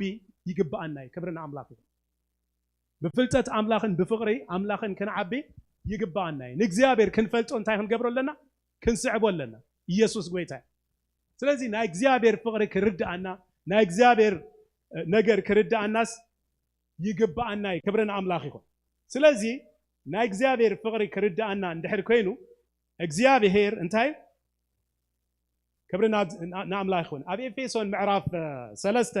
ክዛረብ ከሎ እንታይ ኢሉ መሲልኩም ምዕራፍ 3 17 ስጋብ 19 እንታይ ኢሉ ክርስቶስ ኣብ ልብኹም በእምነት ምእንታን ክሓድር እዩ እንታይ ክርስቶስ ኣብ ልብኹም በእምነት ምእንታን ክሓድር ኣብ ፍቅሪ ሱር ሰዲድኩምን ተሰሪትኩምን ይብል ስለዚህ ኣብ ፍቅሪ ሱር ክንሰድድ ክንስረት ይግባአና ክብርና አምላክ ይኩን ሓደ ተኽሊ ወይ ድማ ሓደ ገረብ እንድሕሪናዮ ناتو سترونج مخان ويدما زين نقانق مخان كميو زعكان اندحرينا كمت سددو سوري التسور اندحر سديدو سور نوشت اندحراتي انتهي زخون صنعو ينبر كبرنا املاخيكم نفاس ينفس وحج مص بزح نغراتي زمصوا بهيوتو جنسو انتهي يكونني اي نقانقن كبرنا املاخيكم زين نقانق كنكون من انتانيو ززاربنا ኢየሱስ ጎይታ እንታይ ጌርኩም ኣብ በእምነት ምንት ከሐድርሲ ኣብ ፍቅሩ ሰርሰዲድኩምን ተሰሪድኩምን ምስ ኩሎም ቅዱሳን እንታይ ዝኾነ ምግፉሑን እንታይ ምዃኑ ምዕማቁን ቁመቱ እንታይ ምዃኑ ምስቱ ዓል ክትክእሉ ዳሕር እንታይ እሞነታ ንፍልጠት ሓለፍ ትብላ ፍቅሪ ክርስቶስ ክትፈልጥዎ ክሳብ ኩሉ ምልአት ኣምላኽ ምእንቲ ክትምልኡ እጽልለኹ ናይ ጳውሎስ ጸሎት ንኤፌሶን ሰባት እንታይ እንድሕሪና ሱር ክንሰድድ ክንስረት ምልአት አምላክ ክርዳና እና በዚህ ነገር ድማ እንታይ ክትኮኑ ክትዓብዩሲ እጽልልኩም ኣለኹ በቃ ፍልጠት ናይ አምላክ ናይ ፍቅሪ አምላክ ያ እንታይ ትገብረካ ተሰሪትካ ምእንታን ዶ ክትብል ትገብረካ ኢየሱስ ንዘላለም ጎይታ ስለዚህ ኣብ ፍቅሪ ሱር ክንሰድድን ክንስረትን ይደሊ ማለት እግዚአብሔር ክብርና አምላክ ይሁን ስለዚህ ትልዕል ሁሉ ድማ ክርዳአና ዝግበኦ እንታይ እንድሕሪልና ኢየሱስ ጎይታ እግዚአብሔር ናይ እግዚአብሔር ፍቅሪ ናይ እግዚአብሔር ነገር ክርዳአና እንድሕር ኮይኑ እግዚአብሔር ሲንታይ ገይሩና እንድሕሪልና ቁጽር ሓደ እግዚአብሔር ብኸሙ ያፍቅሩን ሕጂ ካባና ዝኾነ ምንም ነገር የለም እግዚአብሔር ከፍቅረና ከሎ ብኸመይ ብኸሙ ፈቲንዩ አፍቂሩናዩ ካባና ይኮነን ካብኡዩ ይኽበር ይመስገን ስሙ አሜን ይኽበር ይመስገን ስሙ ይኽበር ይመስገን ስሙ አሜን ይኽበር ይመስገን ስሙ ፈቲናዩ አፍቂሩናዩ ካባና ይኮነን ካብኡዩ ይኽበር ይመስገን ስሙ አሜን ይኽበር ይመስገን ስሙ ስለዚህ እግዚአብሔር እንታይ ገይሩና አፍቂሩና ካብ ምንታይ ዝተላዕለ ንስኻ ንዑ ዘሐጉስ ወይ ኣነ ንዑ ዘሐኩት ወይ ንስኺ ንዑ ዘሐጉስ ነገር ስለ ዝነበረና ዘይኮነሲ እግዚአብሔር ብኸመይ አፍቂሩና እግዚአብሔር ብኸመይ አፍቂሩና ብኸሙ አፍቂሩና ኣብ ቀዳማይ ዮሐንስ ምዕራፍ 4:19 ክዛረብ ከሎ እንታይ ኢሉ መሲልኩም ንሱ ቅድም አፍቂሩና ማን ንሱ ቅድም አፍቂሩና እሞ ድሕሪ እንታይ ንገብር ንሕናውን ነፍቅር ኣለና ስለዚህ ናይ ፍቅሪ ምላሽ ይብና ክብርና አምላክ ይሁን ንሱ ግና ምንም ከየለውን ንዑ ዘሐጉስ ነገር ከየለውና በጀም ምንም ገና እንታይ ኮለና ይብል ገና ኃጢአተኛታት ኮለና ገና እንታይ ዘይንጠቅም ኮለና ገና እንታይ ኮለና ድኹማት ኮለና ክርስቶስ እንታይ ገይሩ አፍቂሩና ክብርና አምላክ ስለዚህ ፍቅሪ አምላክ ክርዳአና እንድሕር ኮይኑ ንሕና ዝገበርና የዋላ ሓንቲ ነገር የለ ንሱ አቀዲሙ አፍቂሩና እሞ ንሕና ድማ እንታይ ንገብር ኣለና ነፍቅር ኣለና በቃ ምላሽ ናይ ፍቅሪ ንህብ ኣለና አፍቂሩና በቃ ኢየሱስ ጎይታ ንሱ ስለ ዘፍቀረና ንሕና ድማ ንዑ እንታይ ንገብር ኣለና ኢሉ ነፍቅር ኣለና ክብርና አምላክ ይሁን ስለዚህ እግዚአብሔር ብኸሙ አፍቂሩካ እስኪ ጥቃኹም ንዘሎ እግዚአብሔር ብኸሙ አፍቂሩካ እስኪ በለው ካባኻ ዝኾነ ምንም ነገር የለው በቃ ብኸሙ ተፈቀይካ እዚ ሕጉስን ደስ ይዘብል ክብርና አምላክ ይሁን ፕሪኮንዲሽን ዘይብል አንኮንዲሽናል ዝኾነ ላ አንኮንዲሽናል ክብርና አምላክ ይሁን ቅድመ ኩነት ዘይብሉ ፍቅሪዩ እግዚአብሔር አፍቂሩና ኢየሱስ ንዘላለም ጎይታ እዩ ስለዚህ ከፍቅረና ከሎ ናትና ቦታ ናትና ስታተስ ከመይ ነይሩ እንድሕሪልና ኣብ ሮሜ ምዕራፍ 5:6-8 እንድሕሪና እንታይ ብል መሲልኩም ገና ድኹማት ኮለና ዝገርም እግዚአብሔር ከፍቅረና ከሎሲ ገና ድኹማት ኮለና እንታይ ኢሉ ቀፂሉ በቃ ገና ድኹማት ኮለና ክርስቶስ ብግዚኡ ምእንቲ ዓመፅቲ ሞተ ይብል ዓመፅቲ ኮለና ማለት ድኹማት ኮለና ዳሕር እንታይ ኢሉ ግናኸ ንሕና ገና ሓጣን ኮለና ቁጥር 8 ድማ እንታይ ኢሉ ግናኸ ንሕና ገና ሓጣን ኮለና ክርስቶስ ኣብ ክንዳና ሞይቱ እሞ ኣምላኽ እታ ፍቅሩ ንዓና በዚኣ ይዘርኢ ዘሎ ብምንታይ ያርየና ገና ሓጣን ኮለና ገና ዓመፀኛታት ኮለና ገና ዘይንጠቅም ኮለና ገና ምንም ነገር ዘይብልና ኮለና እቲ ክርስቶስ ኣብ ክንዳና ሞይቱ እሞ እታ ፍቅሩ ንዓና ብምንታይ በዚ የርኤና ኣሎ ኢሉ ክብርን ኣምላኽ ይኹን ኢየሱስ ንዘላለም ጎይታ ስለዚ ፍቅሪ ኣምላኽ ምስ ተረዳእና እንታይና ንኸውን እዚዩ በቃ ምንም ካባና ዝኾነ ነገር የለም ኩሉ ካመነ ካብኡ እዩ ክብርን ኣምላኽ ስለዚ ናይ እግዚአብሔር ብኸሙ ስለ ዘፍቀረና እቲ ናይ እግዚአብሔር ብኸሙ ምፍቃሩ ሲ እዚ ብጣዕሚ ኢና ኣፕሪሺየት ክንገብሮ ዘለና በቃ እዚ ምንም ነገር ከይገበርኩ ሲ እግዚአብሔር ኣፍቂሩኒ ምንም እኮ ማለት ገና ሓጢአተኛ ከለኹ ገና ዓማፃይ ከለኹ ገና ዘይጠቅም ከለኹ ምንም ከየለወኒ ከሎ እግዚአብሔር እንታይ ገይሩኒ ኣፍቂሩኒ ይብል ክብርን ኣምላኽ ይኹን ኢየሱስ ንዘላለም ጎይታ ክብሪ ኩሉ ንኣምላኽ ይኹን ስለዚ ቀዳማይ እግዚአብሔር ብኸምኡ እዩ ኣፍቂሩካ እግዚአብሔር ብኸምኡ እዩ ኣፍቂሩኪ ክብርን ኣምላኽ ይኹን እስኪ ደዚ እግዚአብሔር ብጣቕዒት ብእልልታ እስኪ ብዛዕባ ፍቅሩ ብዛዕባ ናቱ ነገር ክብሪ ኩሉ ንኣምላኽ ይኹን በቃ ብኸምኡ ተፈቂድካ ሓወይ ብኸምኡ ተፈቂድካ ምንም ከይገበርካ ገና ሓጢአተኛ ከለኻ ገና ዓማፅ ከለኻ ገና እንታይ ከለኻ ሓጥእ ከለኻ ሲ ክርስቶስ ኣብ ክንዳኻ ሞይቱ እሞ ኣምላኽ ፍቅሩ በዚ ኣርኢካ ክብርና ኣምላኽ ክብሪ ኩሉ ንኣምላኽ ይኹን ኢየሱስ ንዘላለም ጎይታ ካልኣይ ድማ እንድሕር ርኢናዮ ናይ እግዚአብሔር ፍቅሪ ክርዳእና ይግብኦ እዩ ክብርና ኣምላኽ ይኹን ካልኣይ እንታይ እንድሕር ርኢና እግዚአብሔር ዘፍቅረና ኣቦና እዩ ክብርና ኣምላኽ ይኹን እግዚአብሔር እንታይ ዘፍቅረና ኣቦና እዩ እግዚአብሔር ዘፍቅረኪ ኣቦኺ እዩ እግዚአብሔር ዘፍቅረካ ኣቦኻ እዩ ክብርና ኣምላኽ ይኹን እዚ እንድሕር ተረዲእካ እንታይ ኣይከውንኒ በቃ እግዚአብሔር ዘፍቅረካ ኣቦ ከም ዝኾነ ሲ ክርዳእና ክኽእል ኣለዎ ክብርና ኣምላኽ ይኹን ኢየሱስ ንእግዚአብሔር እንታይ ኣቦ ከም ዝኾነ ብዙሕ ተፈላለዩ ናይ መጽሓፍ ቅዱስ ጥቕስታት ንሪኦ ኢና ክብርና ኣምላኽ ይኹን ሓደ ካብኡ እንድሕር ርኢና እንታይ ኣብ ዮሐንስ ምዕራፍ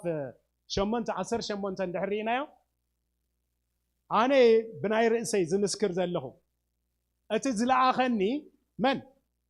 ኣበይ እውን እንታይ ይገብረለይ ይምስክረለይ ኣሎ ኢሉ ክብርና ኣምላኽ ይኹን ንእግዚአብሔር እንታይ ይብሎ ኢየሱስ ኣቦይ ይብሎ ክብርና ኣምላኽ ይኹን ኣነ ብገዛእ ርእሰይ እንታይ እየ ዝምስክር ዘለኹ እቲ ዝለኣኸኒ ኣቦይ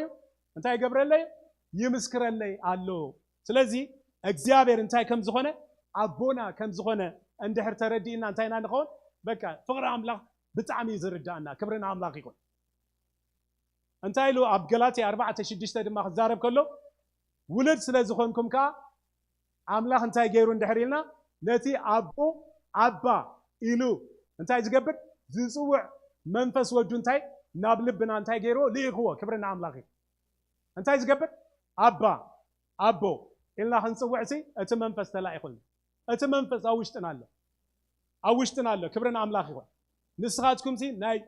እግዚአብሔር ቤት መቅደስ ምዃንኩም ዶ ኣይትፈልጡን ኢኹም መንፈስ ኣምላኽ ኣባኻትኩም ሓዲሩ ከም ዘሎ ኣይትፈልጡን ዲኹም ኢሉ ጳውሎስ ክዛረቦም ከሎ ንቆሮንቶስ ሰባት ስለዚ ኣባ ኣቦ ኢሉ ዝፅውዕ መንፈስ ወዱ እንታይ ኣብ ውሽጥና ኣብ ልብና ኣባና ኣሎ ክብርና ኣምላኽ ይኹን ስለዚ እዚዩ እንታይ ዝገብረና ናይ ፍቅሪ ኣምላኽ ክርዳእና ምእንታን ዝገብረና ክብሪ ንእግዚአብሔር ይኹን ኢየሱስ ጎይታ ኢየሱስ ቅድሚ ምስቃሉ ወይ ድማ ነቶም ሰባት ክምህሮም ከሎ እንድሕር ርኢናዮ ብዛዕባ ጸሎት ክዛረብ ከሎ እንታይ ኢሉ መሲልኩም ኣብ ወንጌል ማቴዎስ 6 ንስኻ ክትጸልይ ከለኻ እንታይ ግበር ኢሉ ማዕጾኻ ዕጾ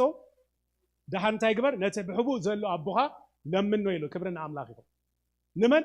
ነቲ ብሕቡእ ዘሎ ኣቦኻ እንታይ ግበሮ ለምኖ ክብርና ኣምላኽ ይኹን እግዚአብሔር እንታይ ኣቦኹም እግዚአብሔር ኣቦኻ እዩ እግዚአብሔር ኣቦኺ እዩ ክብርና ኣምላኽ ይኹን ስለዚ እዚ እንድሕር ተረዲእና ደቅና ክመፁ ከለዉ እንድሕር ርኢናዮም ሲ ዝኾነ ነገር እንድሕር ደልዩ ዳድ I need this one ከምዚ ፕሊዝ ገለ ሓደ ግዜ ዝብልዎ እስታይ ግን መፅኦም እንታይ እዮም ዝገብሩ they ask and they receive እግዚአብሔር ይመስገን አሜን ኢየሱስ ጌታ ግን አቦ ግን ፍሉይ ክብርና አምላክ ይሁን ናይ ሰማይ አቦና ፍሉይ ክብርና አምላክ ይሁን አይናይ ውሉድዩ ንወዱ እንታይ እንተለመነው እንጀራ እንተለመነው እንታይ ዝህቦ አሳ እንተለመነው እንቅረቢት ዝህቦ የለም እንታይ ዝገብር እንድሕሪና ዝበለጸ ነገር ኢና እንደቅና እንታይን ክንገብር ንደል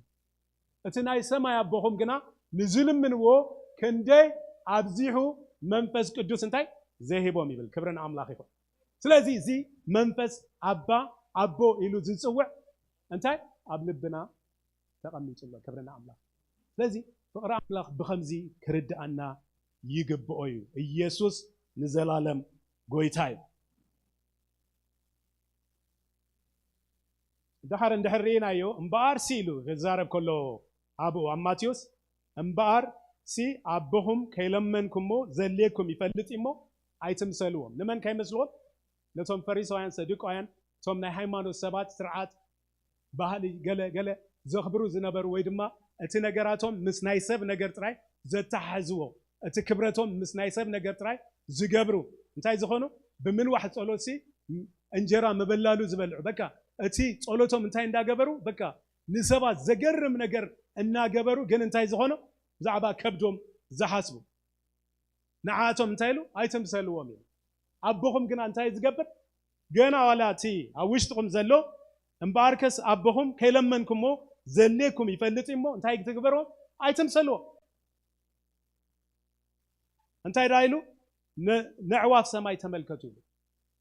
عواف سمايسي بكا عند حرينا عايزرا عازدا بكا سويلن كنفراينا نري حريشا ويدما قال يبلن بكا ساتن انتين تسفا زغبرا هاببو ان تسفا يغبرا اب كابت زفطرن تسفا يغبرا شو انتين زغبرا كيدن تدالو يصنحن انتي يغبراني يلو عايزراني انتي يغبراني يلو عازداني ما كانون ايكباني نخمز زاكل غزي كونن منتان يلنسي اما كان ايكباني ግን እንታይ ይገብራ ይሉ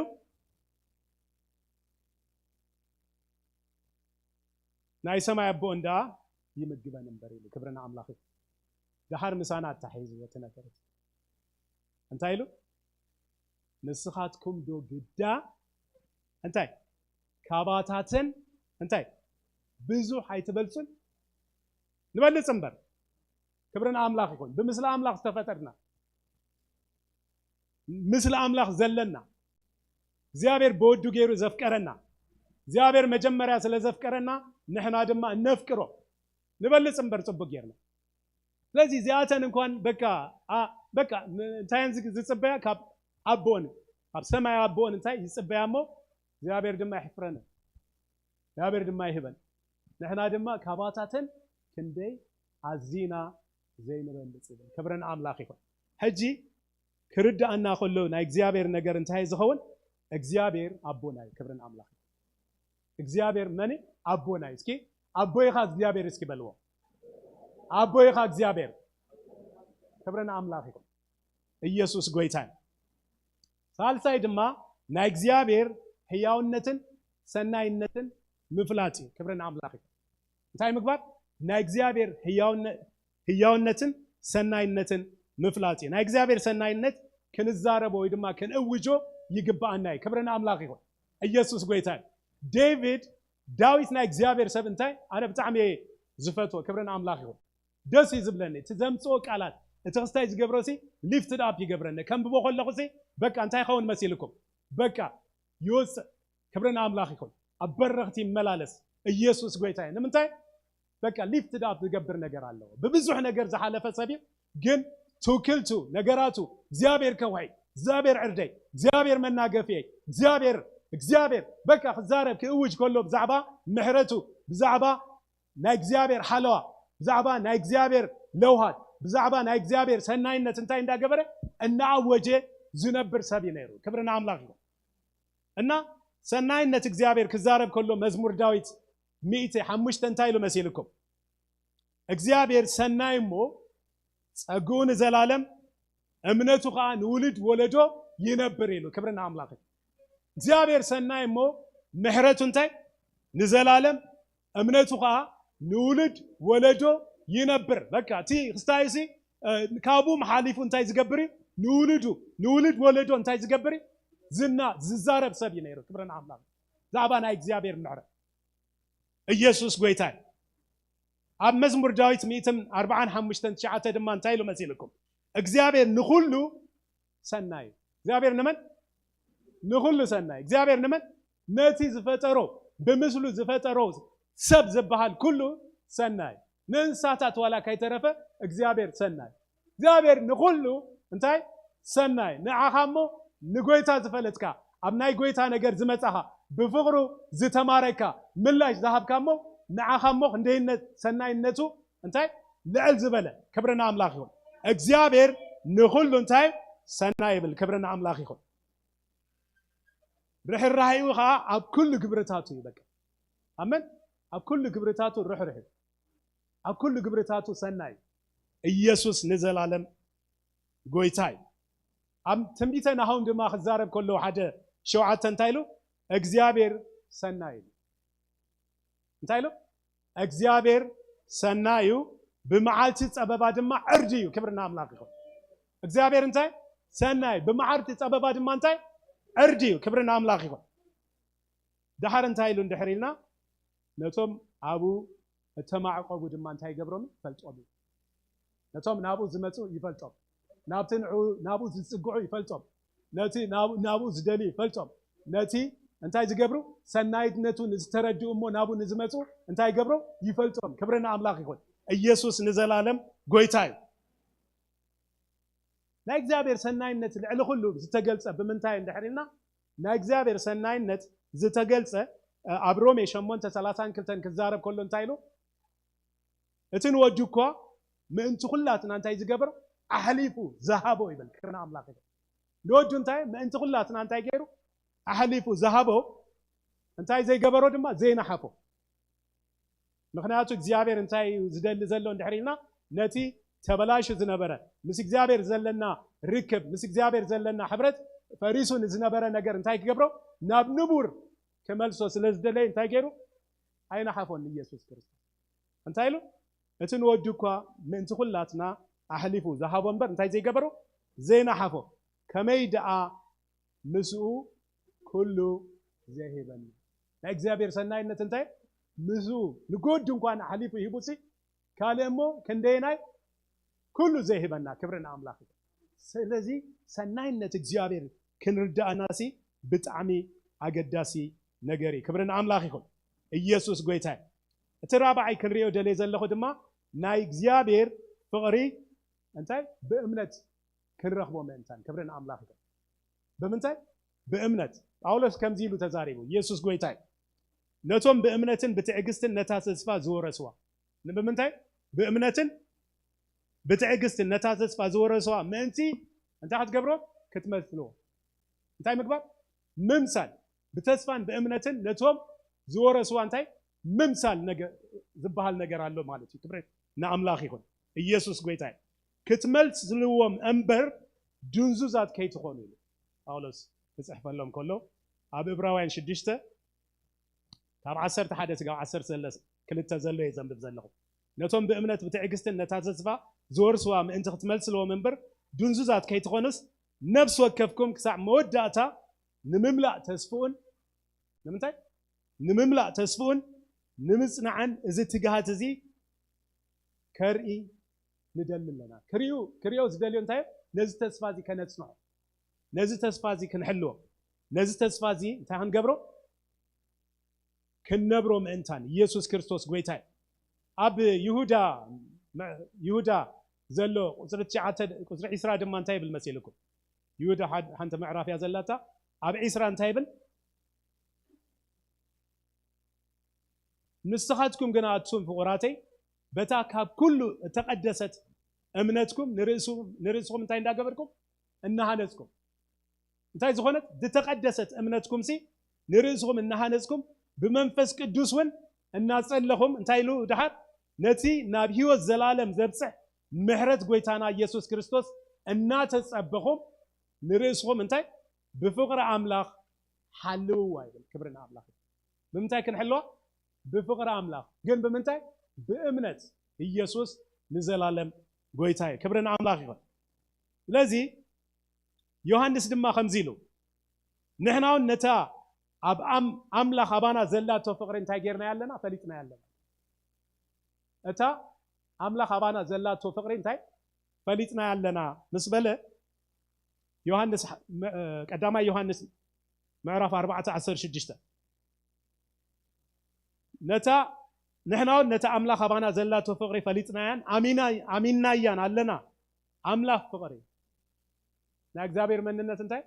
ኣምላኽ ፍቕሪ መንነት ኣምላኽ እንታይ ኣምላኽ እንታይ ፍቕሪ እስኪ ኣምላኽ ፍቕሪ ይበሉ ኣምላኽ ፍቕሪ እዩ ስለዚ ኣምላኽ ፍቕሪ እዩ እቲ ኣብ ፍቕሪ ዝነብር እንታይ ካብ ኣምላኽ እዩ ዝነብር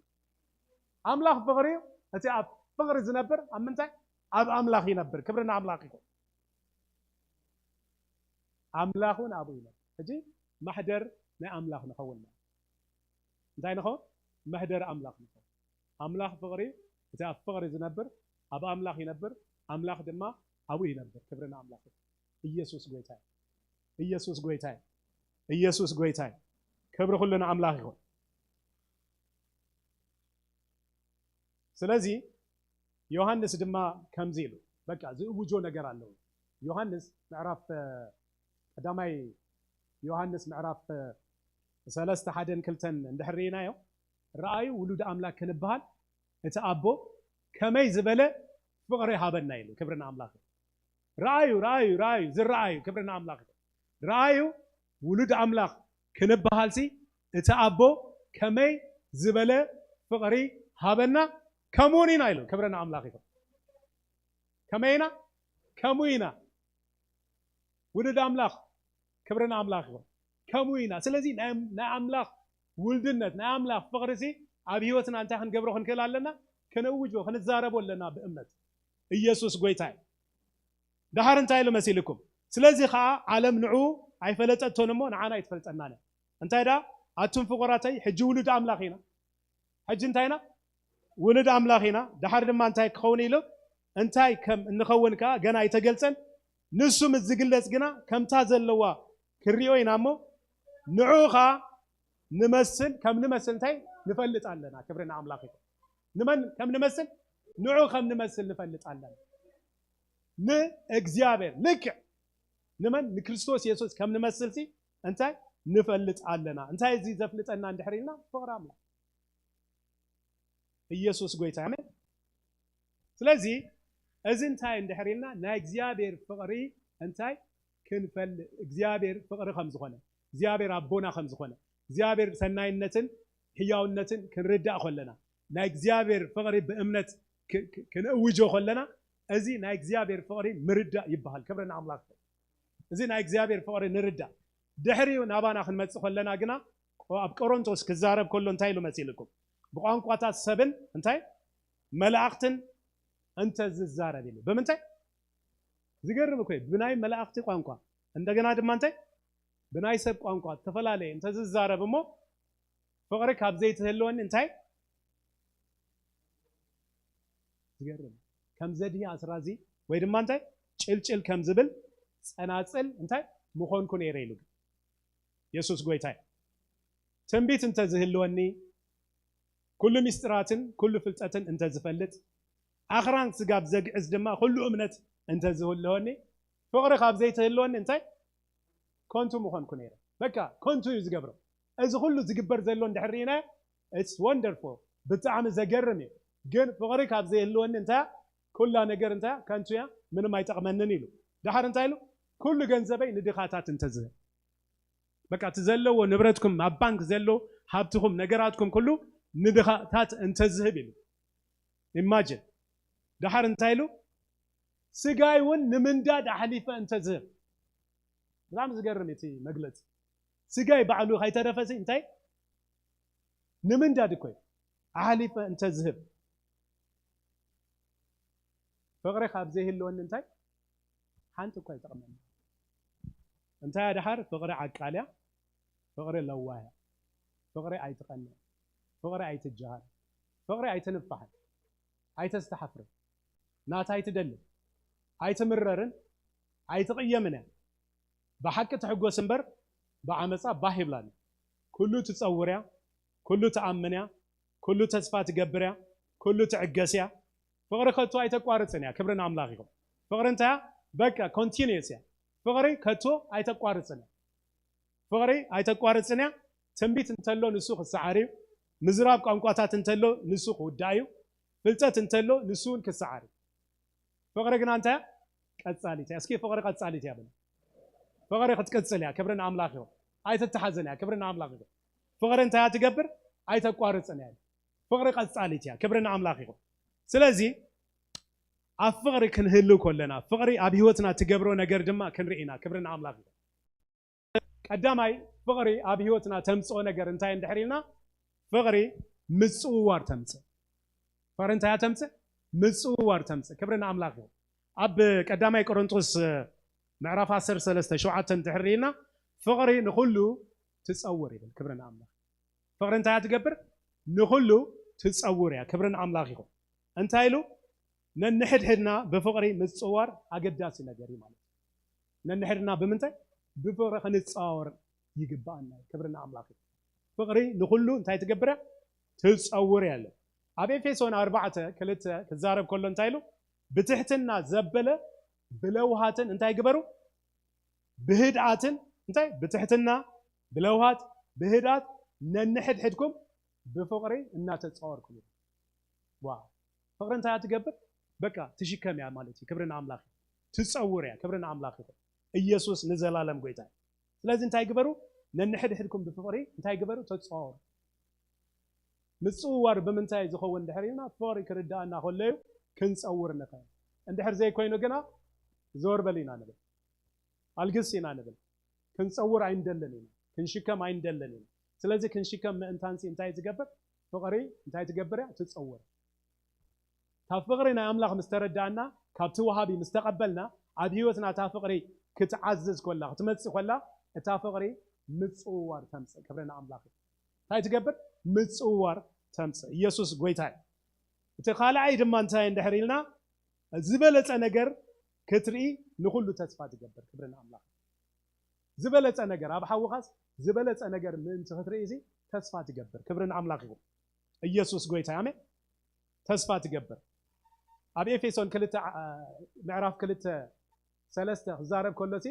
እንታይ ኢሉ መሲልኩም ብትሕትና ግና ተሓደ ንመን ነቲ ሓደ እንታይ ግበሮ ካብ ርእሱ ኣብሊጹ ይርአዮ ይብል ክብረና አምላክ እንታይ ዝገብር ናይ ሓዊ ነገር ምብላጽ ይደሊ ማለት እዩ ክብረና አምላክ ዝበለጸ ነገር እንድሕር እቲ ሓደ ነቲ ሓደ ድማ ካብ ርእሱ ኣትሒቱ ይርአዮ እንድሕር ኮይኑ ድማ እንታይ ዝኸውን ኩለኻ ትሕት ትኸውን ማለት ምክንያቱ እቲ ሓደ ኣንኢሱ ይርኤካ ንስኻ ኣንኢስካ ትሪኦ ኩልኻ እንታይ ንኸውን ዝተሓትና ንኹም እቲ ሓደ ነቲ ሓደ ድማ ካብ ርእሱ ኣብሊጹ ክሪኦ ክጅመር ከሎ ኩላትና ብሉፃት ንኸውን ክብረና አምላክ ይኹን ስለዚ እዚ ነገር እዚ ይብዛሓልና እዚ ነገር እዚ ይብዛሓልና ክብረና አምላክ ይኹን እቲ ሓደ ነቲ ሓደ ሲ ካብ ርእሱ ኣብሊጹ ይርአዩ ኢየሱስ ጎይታ ኢየሱስ ጎይታ ስለዚ እቲ ብልፀት ምእንታን ኤክሰለንስ ማለት ሲ ብኩሉ ፀብለል ምእንታን ክንብል ዘግብረና እንታይ እዚ ናይ እግዚአብሔር እዚ ፍቅሪ እዚ ኣብ ህይወትና ዝዓዮ ነገር እዚ ማለት እዩ ክብረና አምላክ ይኹን ካልኣይ ድማ ሳልሳይ እንታይ ትገብር እንድሕሪና ምቅብባል ተምጽእ ፍቅሪ እንታይ ትገብር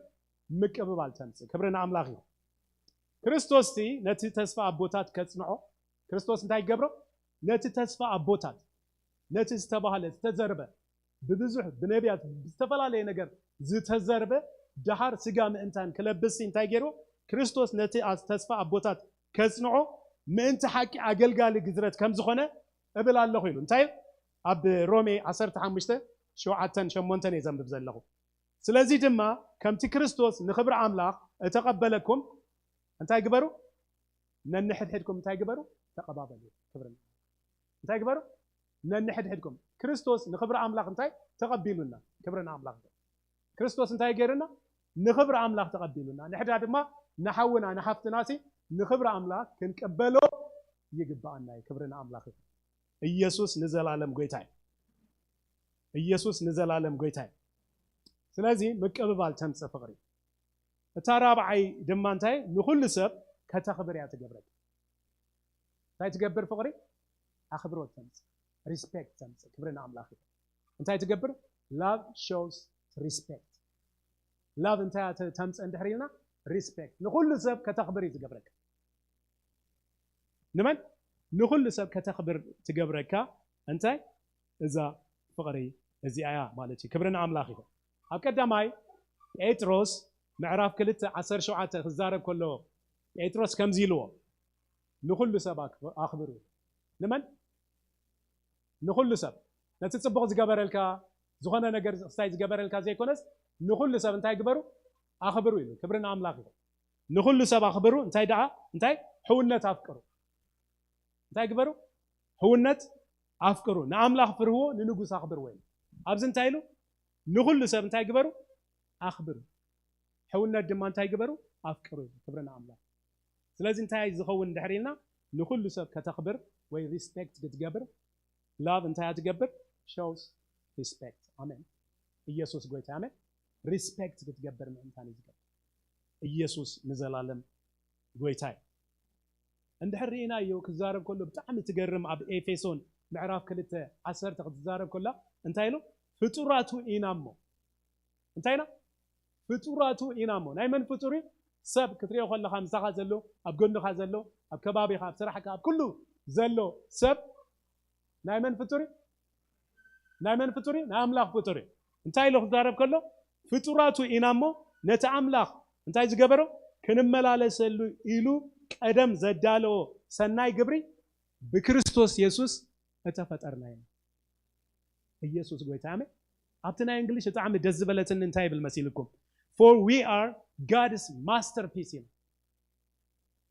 ናይ እግዚአብሔር ማስተርፒስ ክብርና ኣምላኽ ክትሪኦ ከለኻ ሓውኻሲ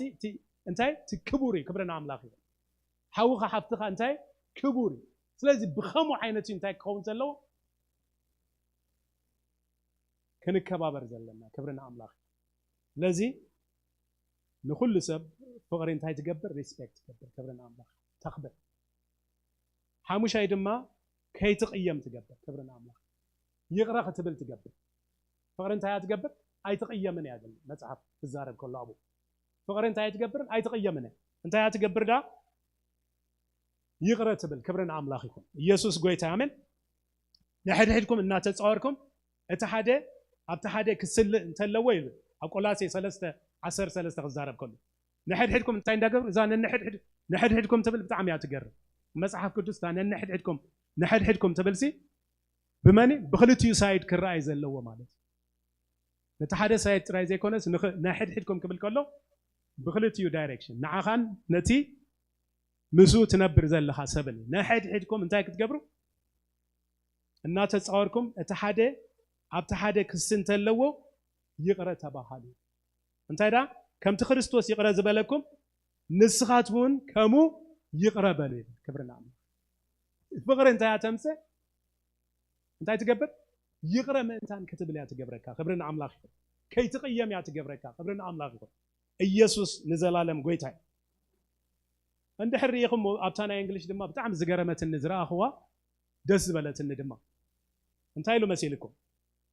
it keeps no record of when it has been wronged እንታይ ትገብር ሪከርድ ኣይትገብርን እያ ፍቕሪ እንታይ ትገብር ዴሊት ዝብል ነገር ኣለዋ ክብርና ኣምላኽ እንታይ ትገብር ዴሊት ምስ ገበርካሲ ድሕሪ ምስ መጻኻ مسحتك تمالي كو قال خمس جيره كان يرن حليفك ده غير كان يركا ديخا ديليت غيره انت غيره ديليت ريكورد انت زي تقبر زي تقصر صبسيبا كم زنديخا غير كاني كم زيخا غو ازم مالكا زي تبل انت تقبر ديليت تقبر فقر انت تقبر ديليت تقبر كبرنا املاك كاي تصبصب تقبر كاي تقصر تقبر كترسع تقبر كبرنا املاكيكم ኢየሱስ ንዘላለም ጎይታይ ስለዚ እንታይሉ እንድሕሪና ካይትቅየም ትገብረካ ማለት እዩ ፍቅሪ ምሳሌ ክዛረብ ከሎ 17:9 እንታይሉ መሲልኩም ፍቅሪ ዝደሊ ንበደል ይኽውሎ ፍቅሪ ዝደሊ እንታይ ዝገብር ንበደል ይኽውሎ ፍቅሪ ዝደሊ እንታይ ይገብሮ ንበደል ይኽውሎ ኢሉ ድሓር እንታይሉ እንድሕሪና ናብ ነገር ዝምለስ ግና ንእሙናት ፈተውቲ ይፈላሉ أجت فقر زدل أنت يزجبر لنجر يخوله سنام نجر زاتو زدل دما نتوم فقرات كي تعرف أنت يجبره يفعل عليه سلزي فقر انت هتجبر نو ريكارد كبرنا املاخي ريكارد تي رونج استجبر نجرسي ريكارد غير ايتحزن انت هتجبر دا ديلي تجبر كبرنا املاخي يكون ኢየሱስ ንዘላለም ጎይታይ ብዛዕባ ፍቕሪ ክዛረብ ከሎ እንታይ ኢሉ መሲልኩም ኣብ ምሳሌ 15 17 ድማ ብጣዕሚ ትገርም እንታይ ኢሉ ካብ ስቡሕ ብዕራይ ምጽልኢ ካብ ስቡሕ ብዕራይሲ ምጽልኢ ጮማ እዩ ክብርና ኣምላኽ ጮማ ቁርጥ ካብ እንታይ ካብ ስቡሕ ብዕራይ ምጽልኢሲ ጻሕሊ እንታይ حاملي مسفقري حيش له كبرنا أملاخ ጮማይ በቃ ደዘብልህ ግን እንታይ ሎ ናይ ምሳሌ ክዛረብ ከሎ ጻሕሊ ሓምለስ እንታይ ምስ ፍቕሪ ተሓይሽ ኢየሱስ ንዘላለም ጎይታ አሜን ስለዚህ ፍቕሪ ይቕረ ተብልያ ፍቕሪ ኣይትቕየምና ፍቕሪ ሪከርድ የብላን ነቲ ዝተገብረ ሮንግ እንታይ ኣይትገብርና ሪከርድ ጌራ ኣይትሕዝና ክብርና ኣምላኽ ይኹን ኢየሱስ ንዘላለም ጎይታ እንድሕሪና ኢየሱስ ክርስቶስ እንታይ ኢሉ መሲልኩም ኣብ ሮሜ 8:1 ክዛረብ ከሎ እግዚአብሔር አቀዲሙ ይቅረ ከም ዝበለልናሲ እምባርስ ሕጂ ነቶም በክርስቶስ ኢየሱስ ዘለው ኩናኔ የብለውም ሕጂ ኩናኔ ይብልካን እንድሕሪ ልክ አምላክ ኢየሱስ ኩናኔ ይብልካን እንድሕሪ ልካሲ ከመይ ጌርና ኢና ንሐውና እንኹል ሕጂ እዚ ነገር እዚ እንታይ ክንከውን በቃ ይቅረ ከነብል ክንርስዖ ሪከርድ ከይነ ሕዝም እንታን ዝገብረና ክብረን አምላክ በቃ ኩናኔ ዘይብል እኮ በቃ በብዙሕ በደል በብዙሕ ኃጢአት በብዙሕ አመጻ ዝነበረሲ ኢየሱስ ክርስቶስ በፍቅድ የምትጸውዖ ውሉዱ ምስገበሮሲ እንታይ ኢሉ ነቶም በክርስቶስ ኢየሱስ ዘለው እንታይ ብሎም ኩናኔ ይብሎም እንታይ ዝገብር ሪከርድ ተገይሩሲ ዝሰምዕዎ ነገር ይብሎም እንታይ ዳ እግዚአብሔር በክርስቶስ ኢየሱስ በደሙ እንታይ ገይርዎ ዴሊት ገይርዎ ክብርና አምላክ ደም ኢየሱስ ክርስቶስ ንኩሉ ኃጢአትናስ እንታይ ገይርዎ ዴሊት ገይርዎ ክብርና አምላክ ስለዚህ እዚ ዴሊት ምስተገብረ እንታይ ዝኸውን ኩናኔ ዘይብሉ ሓዊ ምሳኻሰል እስኪ ንጥቃኹም ዘለውሲ ኩናኔ ይብልካን ምክንያቱ ኢየሱስ ክርስቶስ ንኩሉ ኃጢአትካ ገዲፉስ አፍቂሩካ ክብርና አምላክ ዴሊት ገይርዎ እንታይ ገይርዎ ዴሊት ገይርዎ ክብርና አምላክ ኢየሱስ ንዘላለም ጎይታ ሻድሻይ ንኻልኦት ተአምን ትኸውን እንታይ ዝኸው እንታይ ፍቅሪ እንታይ ትገብር ንኩሉ ተአምን ክብርና እንታይ ትገብር ተአምን ምክንያቱ እግዚአብሔር አሚኑ ንዓና እንታይ ካብ ዝገበረና ካብ ዝመረፀና ካብ ዝሓረየና ኣብ ጴጥሮስ ክዛረብ ከሎ ድማ ናይ መንግስቲ ክህነት ቅዱስ ህዝቢ እንታይ በቃ ካህናት ክንከውን እግዚአብሔር እንታይ ገይሩና ካብ ጸልማት አውፅዩት ናብ ብርሃን አምፅዩ በቃ ከምኡ ገይሩና ክብርን አምላክ እንድሕሪና ኢየሱስ ንደቀ መዛሙርቱ አሚኑ እቲ እዩ ሂብዎም ክብርን አምላክ እዩ እንታይ ገይሩ ሂብዎም እንድሕሪና ደቀ መዛሙርትና ኢየሱስ ክርስቶስ በጣም ይስታይ ዝኾነ እንድሕር አንቢብና ካብትናታቶም ብዙሕ ሌሰን ኢና ንረክብ ናብነ ጴጥሮስ እንድሕሪናሲ በቃ ምሳሕወቶም ስቶም 12 ሳይ ክኾን ከሎ ዳቶም እንተ ካሓዱኻ ኣነግና እንታይ ይገብረነ አም ሂር ኩላቶም ዋላ እንተ ገደፉኻ ኣነግና እንታይ ይገብረነ ኣይገድፈካነ ምሳኻ ኣለኹ ደው ክብለ ገለ ምስ በለሲ ኢየሱስ ግና ልብን ኩላሊትን ፊውቸር ዝኸውን ነገር ስለ ዝፈልጥ እንታይ ኢሎ ደርሆ ካይነቀወሲ እንታይ ክትገብረኒ ኢኻ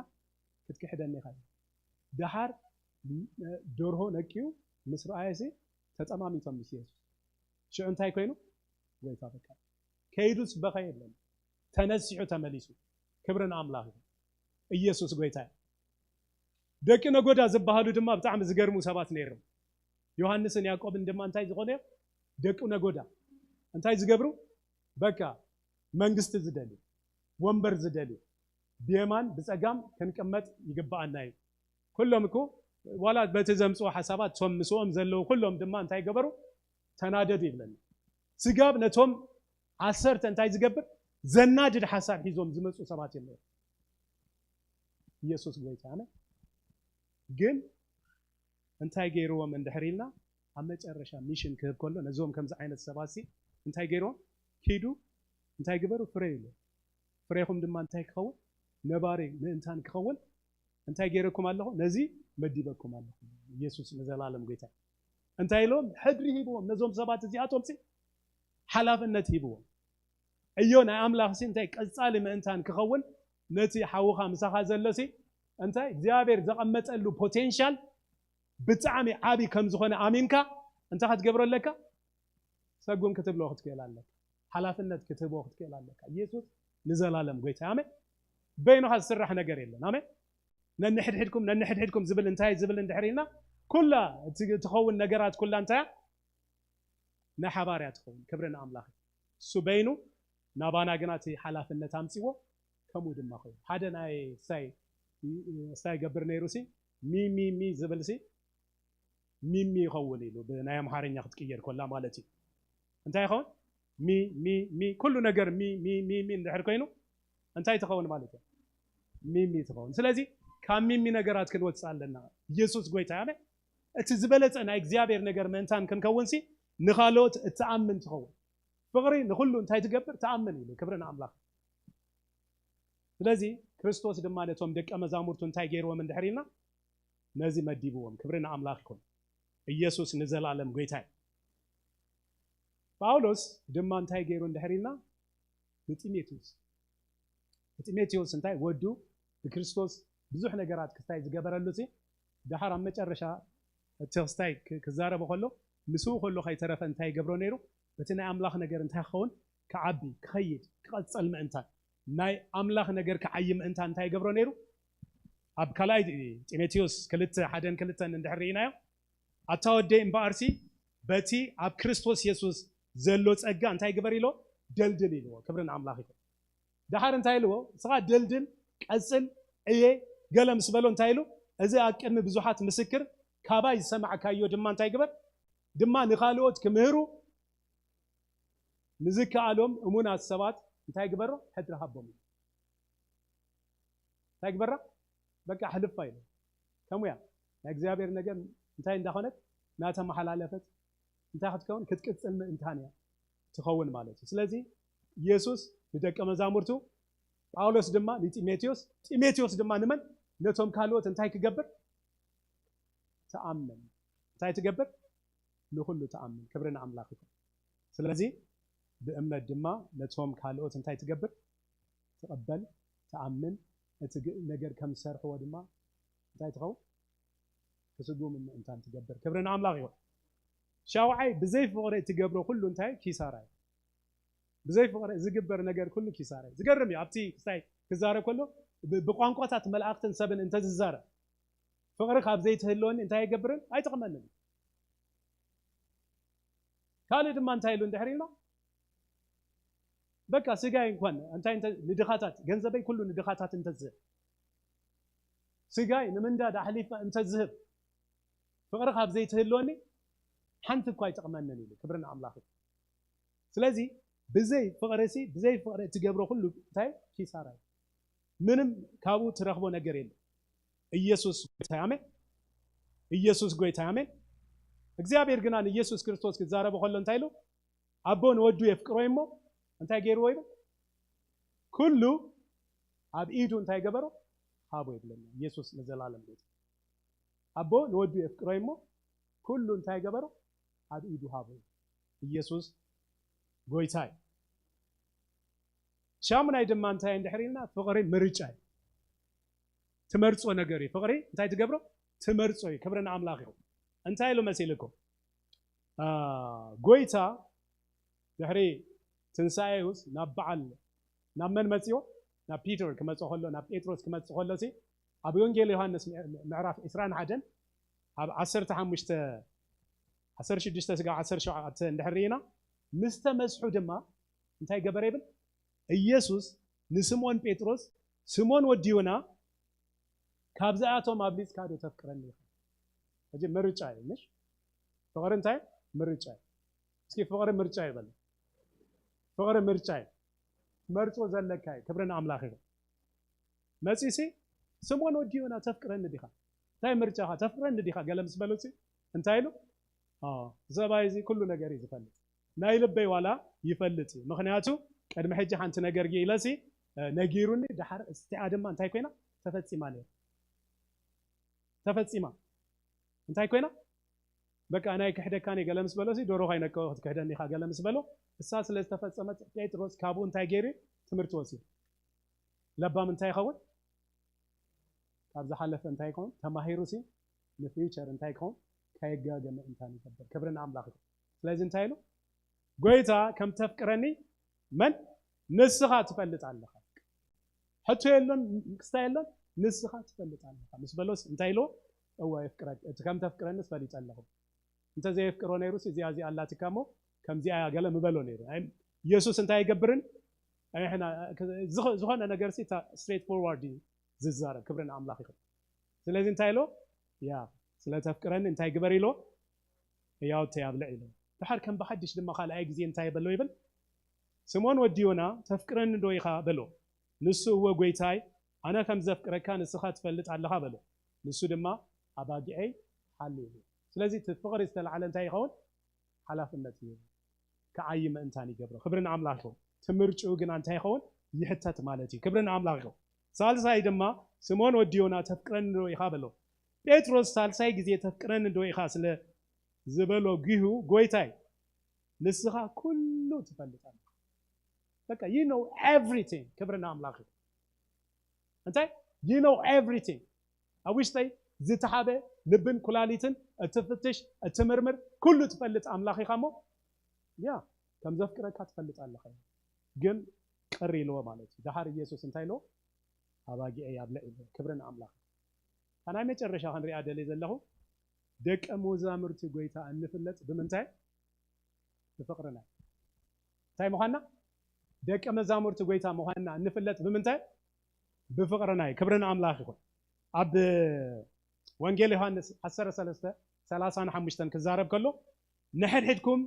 ፍቅሪ እንታልያትኩም እንታይ ንመን ንሕድሕድኩም ፍቅሪ እንታልያትኩም በዚ ደቀ መዛሙርተይ ምዃኑ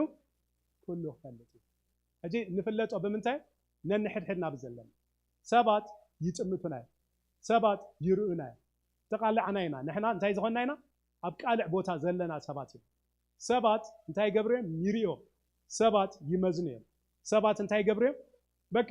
ንርአይና ማለት ዝሕባእ ነገርሲ የብልናን ማለት ይርኢ ሰብ ይርኢ ሱቕ እንተበለ እንተዘይ ተዛረበ ብውሽጢ ሒዝዎ ትም እንተበለሲ ዘይፈልጥ ኣይኮነን ሰብ እሞ ንስኻትኩም ብክርስቶስ ኢየሱስ ዝኾንኩም ሰባት ክንደይና እቲ ናይ ኣምላኽ ነገር መንፈስ ቅዱስ እንታይ ብውሽጢ ሲ እንታይ ነቲ ሓቂ ክትፈልጡ ሲ መንፈስ ቅዱስ እንታይ ገብረኩም ይምህረኩም የርእየኩም ክብርን ኣምላኽ ይኹን ከምኡ ዓይነት ሰባት ይኹን ስለዚ ካልኦትማ ክንደይናይ ድማ ዘይርኢ ስለዚ ንሕና ደቀ መዛሙርቲ ኢየሱስ ምዃንና ብምንታይ ኢና ንፍለጥ ነንሕድሕድኩም ብዘለኩም ፍቅሪ ኢየሱስ ጎይታይ እዚ ዶ ይብዛሓልና እዚ ዶ ኣብ ህይወትና ይብዛሕ እዚ ዶ ኣብ ህይወትና ይቐፅል ብፍቅሪ ዶ ኤክሰል ንግበር ብፍቅሪ ዶ እናወሰኸ ይኸይድ ፍቅርና እንዳወሰኸ ዶ ይኸይድ ክብርን ኣምላኽ ይኹን ብፍቅሪ ዶ ንንበር ኢየሱስ ጎይታይ እንድሕር ርኢናዮ ኣብ ማቴዎስ 7:21-23 ክዛረብ ከሎ እቶም ሰባት ጎይታ ጎይታ ጎይታ ኢሎምሲ ብስምካ ዶ እተነበና ኣይኮንናን ኢሎም ብስምካ ዶ ኣጋንንቲ ኣውፃናን ኢሎም ብስምካ ዶ ሓይሊ ኣይገበርናን ኢሎም ብጣዕሚ ዝገርም ድሓር ናይ ጎይታ መልሲ ግና ዋው ደቀይ ብጣዕሚ ዘገርም እዩ ንሰባት ከይተረፋ ገሪምኩም ዝኩሉ ጌርኩም ዘይኮነ ዝበለ ኣብዚ ኣቱም እንታይ ዓመፀኛታት ገበርቲ ዓመፃ ይኹም እሞ ካባይ እንታይ ግበሩ ብረሓቁ ኣይፈልጠኩም ስለዚ ብንገብሮ ዘይኮነሲ ታ ፍቅሪ ናይ ጎይታ እሳ ንነገራትና ኩሉ ስለዚ ብፍቅሪ ክንፍለጥ ዝግባአና ኢየሱስ ክርስቶስ ጎይታ ተኻልእ ተረፊ እስኪ ተኻልእ ተረፊ በል ተኻልእ ተረፊ ልዕሊ ኩሉ ግን እንታይ ፍቅሪ ክብርን ኣምላኽ ይኹን ኣብ ማቴዎስ መጨረሻ ሲ መጨረሻ ናትካ ምምፃእ ንመወዳእታ ዓለም ክኸውን ከሎሲ ከመይቲ ምልክታቱ ገለ ምስ በልዎሲ ዓመፃ ስለ ዝበዝሐ ፍቅሪ ብዙሓት እንታይ ክትከውን ኢሉ ክዝሕለ ስለዚ እዚ ጥቕሲ እንዳጠቐስና ዶ ንንበር ወይስ ነዚ ጥቕሲ ንዋቢልና ብፍቅሪ ክንመላለስ እዩ ዝግባአና ክብርን ኣምላኽ ይኹን ተፃሒፉ ኣሎ ሞ ከምኡ ስለ ዝኾነ ኢትስ ኦኬ ገለ ክንብልሲ ኣይግባአናኒ ክብርን ኣምላኽ ይኹን ንሕና እሞ እንታይ ነዚ ናይ ትንቢት ቃል ወይ ድማ ነቲ ኣብ መጨረሻ ዘመን ዝኸውን ነገራት ንዑ ነቲ ፅሑፍ ኣብ ህይወትና ክፍፀም ዘይኮነሲ نعند الجسنا بفقرن برنملالس يسوع قويتاي اسكي كابزلنا ينتسمو እግዚአብሔር በቃ እትዛሐሼ ዝበለጸ መገዲ ክሕብረኩም ዝበሎ እዚዩ ጎይታ ኣብ ህይወትና ዝደሊ ኢየሱስ ንዘላለም ጎይታይ ዝበለጸ መገዲ ፍቅሪ ዝበለጸ መገዲ ናይ ጎይታ ክብርን አምላክ ይሁን ጎይታ ኢየሱስ ጎይታይ ክብርን አምላክ ይሁን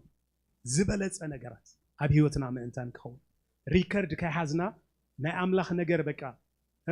يقرأ ندابلنا نحاولنا أن نتقبلنا زبالة أنا جر أبي هو تناخ بزح زيف زحلنا يسوع نزل على مقيتاي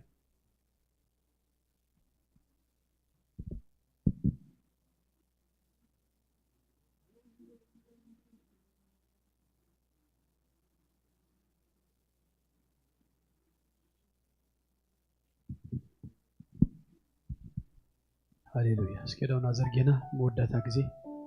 نقولها نمسكن له እግዚአብሔር ይባረክ ሃሌሉያ ስምካ ይባረክ ሃሌሉያ መስግነካ ሃሌሉያ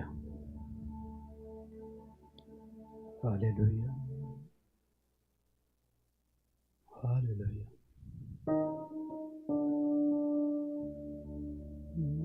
ሱራቦ አነ ውሉድካ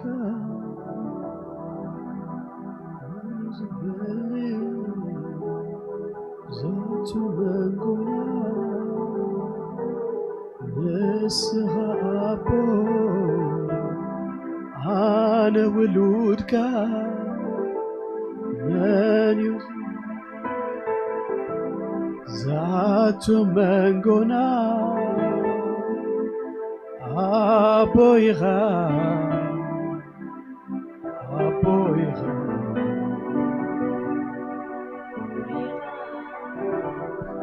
ناي زلالم أبويغا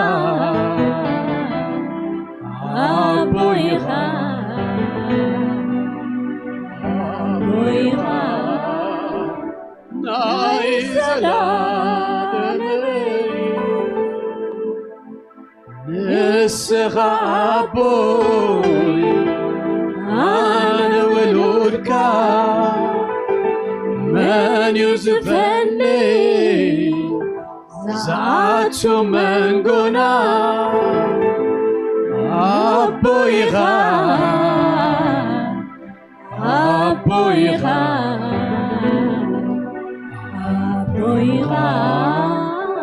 ناي زلالم يسكن موداتا نسخة أبوي أنا ولودك من يزفلي زعتو من قنا أبويغا آمين آمين آمين أبويغا